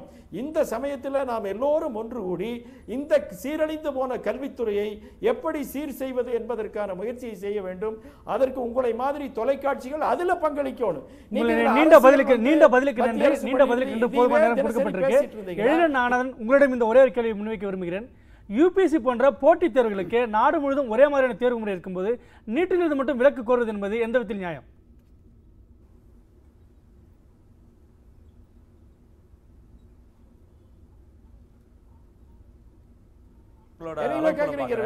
எல்லாமே ஒரு நகர்ப்புற சார்ந்த மாணவர்கள் மட்டும் தான் பேட்டி எடுத்திருக்கீங்க. எல்லாரும் நீட்டு தேர்வை எழுதிட்டு வந்தவங்க நீட்டு தேர்வை ரிலீஸ் பண்ணக்கு அப்புறம் உங்களுக்கு சரி வரும்னு சொன்னா அப்புறம் நீட்டு தேர்வை எழுதுனவங்க கிட்ட மட்டும் தான் பேட்டி எடுத்திருக்கீங்க. ரெண்டாவது விஷயம், இப்ப நாம சொல்றது கிட்டத்தட்ட 6 லட்சம் பேர்ல தமிழ்நாடு மாநில பாடத்திட்டத்தில் இருக்காங்க. அதுல வந்து 80,000 பேர் தான் நீட்டுக்கு அப்ளை பண்ணிருக்காங்க. மீதி 3.5 லட்சம் பேர் நீட்டுக்கு அப்ளை பண்ணல. அந்த 3.5 லட்சம் பேருக்கு கிட்ட நீங்க ஒழுங்கா பேட்டி எடுத்திருந்தீங்கன்னா அப்புறம் நீட்டுக்கு வேணுமா வேணாமான்னு ஒரு பதில வந்து அவங்க தெளிவா பதிவு பண்ணிருப்பாங்க. இன்னும் நீங்க சொல்லுங்க, சிபிஎஸ்இ ஸ்கூல்ஸ் 400 ஸ்கூல்ஸ் இருக்கு. 400 ஸ்கூல்ஸ்ல எல்லாமே நகர்ப்புற சூழல் தான் இருக்கு தமிழ்நாட்டில். அதுல 2000 மாணவர்கள் மட்டும் தான் பயாலஜி குரூப் எடுத்திருக்காங்க. இதே மாநில பாடத்திட்டத்தில் 6 லட்சம் பேர்ல கிட்டத்தட்ட 4.5 லட்சம் பேர் வந்து பயோ குரூப் எடுத்திருக்காங்க. இப்போ இந்த 2000 பேர் சிபிஎஸ்இ கோச்சிங் கிளாஸஸ் போனவங்க மட்டுமே அவங்க நீட்டு வேணும் ஆதரவு தெரிவிக்கிற சூழல்ல செலக்ஷன் பார்க்குறேன். இன்னொன்னு, ஒரே வகையான மருத்துவ தேர்வு இல்லையே இங்கதான். அதுதான் நான் கேட்கிறேன். எய்ம்ஸ்க்கு நீட்ல இல்ல, பிஜே நீட்ல இல்ல, ஜிப்பர் நீட்ல இல்ல. இது எப்படி ஒரே வகையான மருத்துவ தேர்வு இங்க நடக்குது எப்படி சொல்ல முடியும்? இன்னொன்னு சொல்றேனே, இப்ப 2 விஷயம் நீட்டு கொண்டு வரதான் சொன்னாங்க. அதாவது நிறைய மருத்துவ தேர்வு எழுதணும்னு. இப்ப எல்லாத்துலயும் இப்ப எய்ம்ஸ்க்கு தனி தேர்வு, ஜிப்பருக்கு தேர்வு, பிஜே சந்திக்கு தனித்தனி தேர்வு, அப்புறம் நீட்டுக்கு ஒரு தனி தேர்வு, 4 தேர்வு ஆயிடுச்சு. பிறகு என்ன சொன்னாங்க, நீட் வந்து இந்த கருப்பு பண புழக்கம் தனியார் மருத்துவ கொட்ட அடக்கம் அப்படின்னு சொன்னாங்க. இதுதான் போன 4 மாசம் முன்னாடி கிருபாகரன் என்ன சொன்னாரு, இனிமேல் தனியார் கல்லூரிகளும் நிகர்நிலை பல்கலைக்கழகத்தோட கவுன்சிலிங் வந்து அரசாங்கமே நடத்தும் சொன்னதுக்கு அப்புறம் அங்க வந்து இந்த கேபிடேஷன் ஃபீ விஷயங்கள் போனனால தான் நெடுஞ்செழியன் ஐயா சொல்ற போல வருஷம் 2.5 லட்சம் இருக்க டியூஷன் ஃபீஸை அபிஷியலா 15 லட்சம் 10 லட்சம் ஏத்திட்டாங்க. சோ 5 வருஷத்துக்கு 60 லட்சம் ஆனதுக்கு அப்புறம் ஒரு நடுத்தர ஒரு ஏழை எளிய மாணவர்களோட தந்தை வந்து ஒரு தாயோ பண்ண முடியாது. ஏராளமான இருக்காங்க. இப்போ வந்து 10ஆம் வகுப்பு அரசாங்க கல்லூரியில் நல்லா படிச்ச பசங்களை மாநில பட்டத்துல அவங்க இது பெரிய தனியார் இருக்கிற NGOs, rotary club, Lions club போனவங்க ஃபீஸ் கட்டி பசங்களை வந்து தனியார் கல்லூரியில் படிக்க வச்சு அவங்களாம் இப்போ வந்து நல்ல 12th நல்ல மார்க்ஸ் வாங்கியிருக்காங்க. உன்னல அரசாங்கமே தமிழ்நாடு அரசாங்கம் என்ன பண்ணுது, 10ஆம் வகுப்புல வரைக்கும் நல்ல மார்க் எடுத்த அரசாங்க பள்ளியில மாணவர்களை அரசாங்கமே காசு கட்டி பிரைவேட் ஸ்கூல்ல படிக்க வச்சு அந்த குரூப் ஆஃப் மாணவர்கள் 12th ஸ்டாண்டர்ட்ல மார்க்ஸ் நல்லா வாங்கியிருக்காங்க. மூணாவது சூப்பர் 25 கான்செப்ட் சொல்லி பெரம்பலூர்ல என்ன பண்ணிருக்காங்கன்னா அரசாங்கத்துல 10ஆம் வகுப்பு நல்லா படிச்ச பசங்களை நல்லா ட்ரெயின் பண்ணி அரசாங்க பள்ளியில ட்ரெயின் பண்ணி அதுல ஒரு 10 ல இருந்து 20% மாணவர்கள் நல்ல மார்க் எடுத்திருக்காங்க. இப்ப இவங்க எல்லாரையும் காலி பண்ணிட்டு, இவங்க உழைப்பு எல்லாத்தையும் காலி பண்ணிட்டு ஒரு ஏடிஎம் ஓனர், ஒரு பியூனோட பையன், ஒரு விவசாய பசங்க எல்லாருமே மாநில பாடத்திட்டத்தில் 200க்கு 197 198 வாங்கினவங்களை வந்து இங்க வந்து தமிழ்நாட்டில் இருந்து மருத்துவ சேவை பண்றவங்களை வந்து தடுத்து நிறுத்திட்டு நீங்க வந்து பிற மாநிலங்களுக்கு ஓடுறவங்களையோ வெளிநாட்டுக்கு போறவங்களை மட்டும் மருத்துவ சேவையை ட்ரெயின் பண்றது எந்த வித நியாயம் என்று கேட்கிறேன். இன்னொன்னு சொல்றேன், நம்ம என்ன நீட்டுக்கு எதிர்பானவங்க இல்ல. இதை பேசினாங்களா மாணவர்கள், அவங்க கிட்ட ஒன்று தெளிவா சொல்றேன். ஏற்கனவே 15% ஆல் இந்தியா கோட்டாக்கு நீட் எக்ஸாம் இருக்கு. நம்ம அதை எதிர்ப்பே தெரிவிக்கல. நீங்க ஆல் இந்தியா பூல்ல ஏற்கனவே நீங்க பிஎம்பிடி எக்ஸாம் எழுதுன மாதிரி அந்த 15% நீட் வந்து கிட்டத்தட்ட நீங்க எல்லா மருத்துவக் கல்லூரியிலும் நீங்க பார்ட்டிசிபேட் பண்ணலாம். உங்களுக்கு அந்த 15% கோட்டா இருக்கு. இன்னமும் யாருமே அதை டிஸ்டர்ப் பண்ண விருப்பப்படல. நம்ம கேட்குறது ரொம்ப தெளிவு. அரசாங்கம்னால் நடத்தப்படுற அரசாங்க மருத்துவக் கல்லூரியில 12ஆம் வகுப்பு அடிப்படையில் சேருங்கன்னு சொன்னாங்க. இன்னொரு justice Kirubakaran NCERT CBSE syllabus 12 கேள்வி கேட்டாங்க. என்ன கேள்வி கேட்டாங்க, தரத்தை உயர்த்தணும் எல்லாம் சொல்லிட்டு +1 +2 மார்க்ஸ் பண்ணிட்டு அதுக்கப்புறம் ஒரு என்ட்ரன்ஸ் எக்ஸாம் வச்சுட்டு கொண்டு வரலாமே என்று 12 கேள்வி என்சிஆர்டி சிபிஎஸ்இ போர்டு சிலபஸ் கேட்டாங்க. ஆனா சிபிஎஸ்இ போர்டு என்சிஆர்டி சிலபஸோ மதுரை ஹைகோர்ட்டுக்கு பதில் சொல்லாம நேரா சுப்ரீம் கோர்ட்டுக்கு போயிட்டு இனிமே சுப்ரீம் கோர்ட் நீட்டு பட்ட விவாதங்கள் ஹைகோர்ட் நடத்த முடியாது, நாங்க தான் நடத்துறோம், நீட் ரிலீஸ் பண்ணுங்க. இது வரைக்கும் அவங்க கேட்ட 12 கேள்விக்கும் பதில் சொல்ல முடியாது கருத்து. இந்த இடத்துல காஸ்ட் பாரதி உங்ககிட்ட கனக சபாபதி பேசும்போது தமிழ்நாட்டில் மட்டும் கிராமப்புறங்கள் இல்லை, நாடு முழுவதும் கிராமப்புறங்கள் இருக்கிறது. தமிழ்நாட்டின் கல்வித்துறையும் பள்ளி கல்வித்துறையும் ஒரு சீரமைப்பை சீரழிந்திருந்து ஒரு சீரிய பாதை நோக்கி நகர வேண்டும் என்ற சில கருத்துக்களை பதிவு செய்தார்.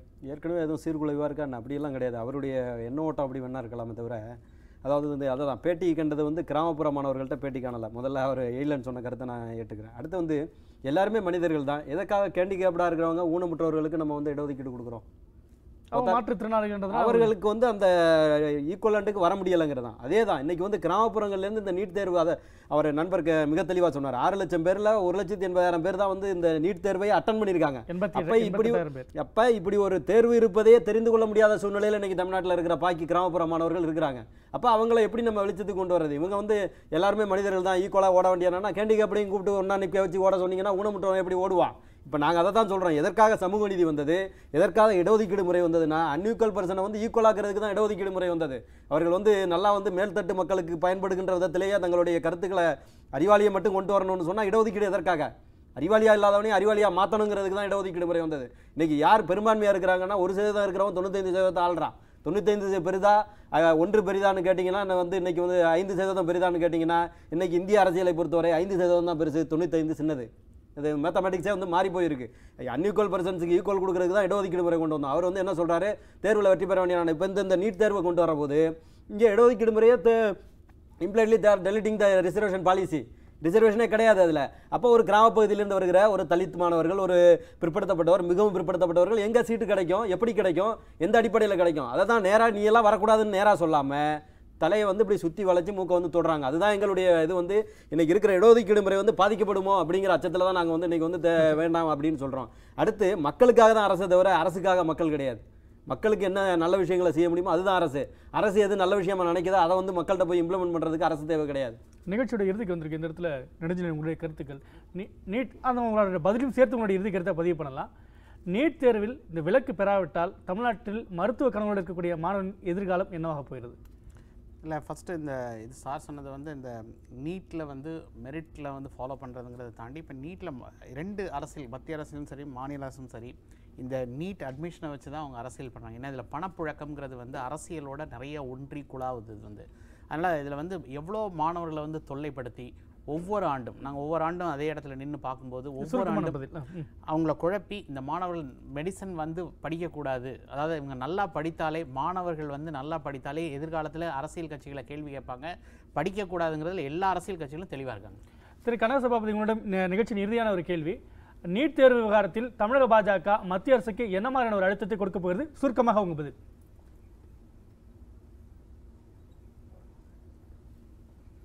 இல்ல, அதுக்கு முன்னால் நான் கொஞ்சம் விரிவா சொல்லணும். நீங்க எல்லாரும் போதுமான நேரம் இல்ல, போதுமான நேரம் இல்ல, சுருக்கமான பதில். நீங்க வந்து சரி, அப்ப நீங்க அப்ப அவங்களை குறை சொல்ல விட்டுற கூடாது. நீங்க அந்த குறையோட நீ நிறுத்துறது ரொம்ப தப்பு. போதுமான நேரம் உங்களுக்கு ஏற்கனவே நாங்களுக்கு கொடுத்துருக்கோம்.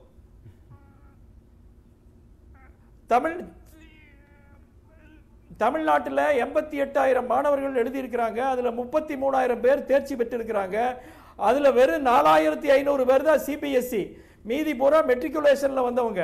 அதனால வந்து இது போன வருஷத்தோடு ஒப்பிடும் போது அதிகமான பேர் ஆர்வம் தெரிவிச்சிருக்கிறாங்க. அடுத்த வருஷம் இன்னும் அதிகமா இருக்கு. இதை நாம தயார் செய்ய வேண்டியது நம்முடைய பொறுப்பு.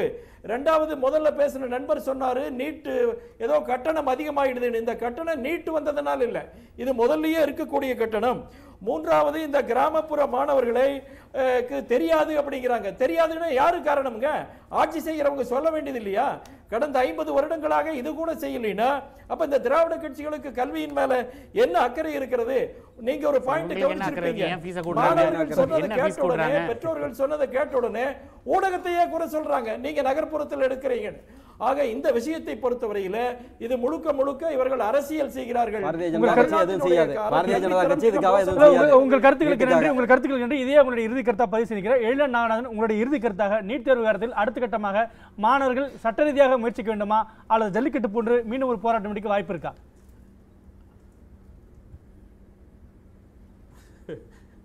இப்போ 2 விஷயங்க. இப்போ பாஜக மாணவர்கள் 4,000 பேர் தான் இருக்காங்க, மீதி எல்லாமே மாநில பாடத்திட்டத்தை எழுதணும்னாங்க. அந்த 4,000 பேர்ல 2,200 பேர் மாநில அரசாங்க மருத்துவக்கல்லூரியில் சீட் ஆக்கிபை பண்றாங்கன்னா அப்புறம் 50% ஹிட் ரேட் கொடுக்குது. இங்க 0.5% தான் ஹிட் ரேட் கொடுக்குதுன்னு சொல்றேன். இப்போ வந்து இது வந்து மாநில மருத்துவ சேவையும் மாநில சுகாதாரத்தையும் தரத்தை கீழே தள்ளி கல்வி பாடத்திட்டத்தை கீழே தள்ளுறத நீட் தேர்வினோட வழியை வந்து இங்க இருக்கிற தமிழ்நாடு மக்கள் புரிஞ்சுக்கணும். தமிழ்நாடு மக்கள் களத்துல வந்தாதான் இது தீர்வு வரும், இல்லைன்னா பெரும் பாதிப்புல சந்திப்பாரு. காசிநாத் பாரதி, தமிழக சுகாதாரத்துறை அமைச்சர் முயற்சியில் எந்த அளவுக்கு நீட் தேர்வில் பலன் தரும், இல்லைன்னா அடுத்து தமிழ்நாடு அரசு என்ன செய்ய போகிறது? இல்லை, விரைவில் வந்து இது அநேகமாக விலக்கு கிடைக்குங்கிற மாதிரி தான் எங்களுக்கு தகவல் கிடைச்சிருக்கு. அப்படி இல்லைன்னா வந்து நாங்கள் வந்து இப்போ தனிநபர் தீர்ப்பை எதிர்த்து அப்பீல் பண்ணுறதுல தான் இருக்கும். இந்தியாவின் எதிர்காலம் இளைஞரின் கையில் தான் இருக்கிறது என்பது பொதுவான ஒரு கூற்று. அப்படி பார்த்தால் இன்றைய +2 முடித்த இளைஞர்கள் மருத்துவ மாணவர் சேர்க்கைக்காக காத்திருக்கக்கூடிய அந்த மாணவர்கள் எதிர்காலம் என்னவாக போகிறது என்பது சட்டத்தின் கையிலும் மத்திய அரசின் கையிலும் தமிழ்நாட்டின் முயற்சியிலும் இருக்கிறது என்பதை கூறி இந்த விவாதத்தை நிறைவு செய்கிறேன். விவாதத்தில் கலந்து கொண்ட விருந்தினர்களுக்கு நன்றி.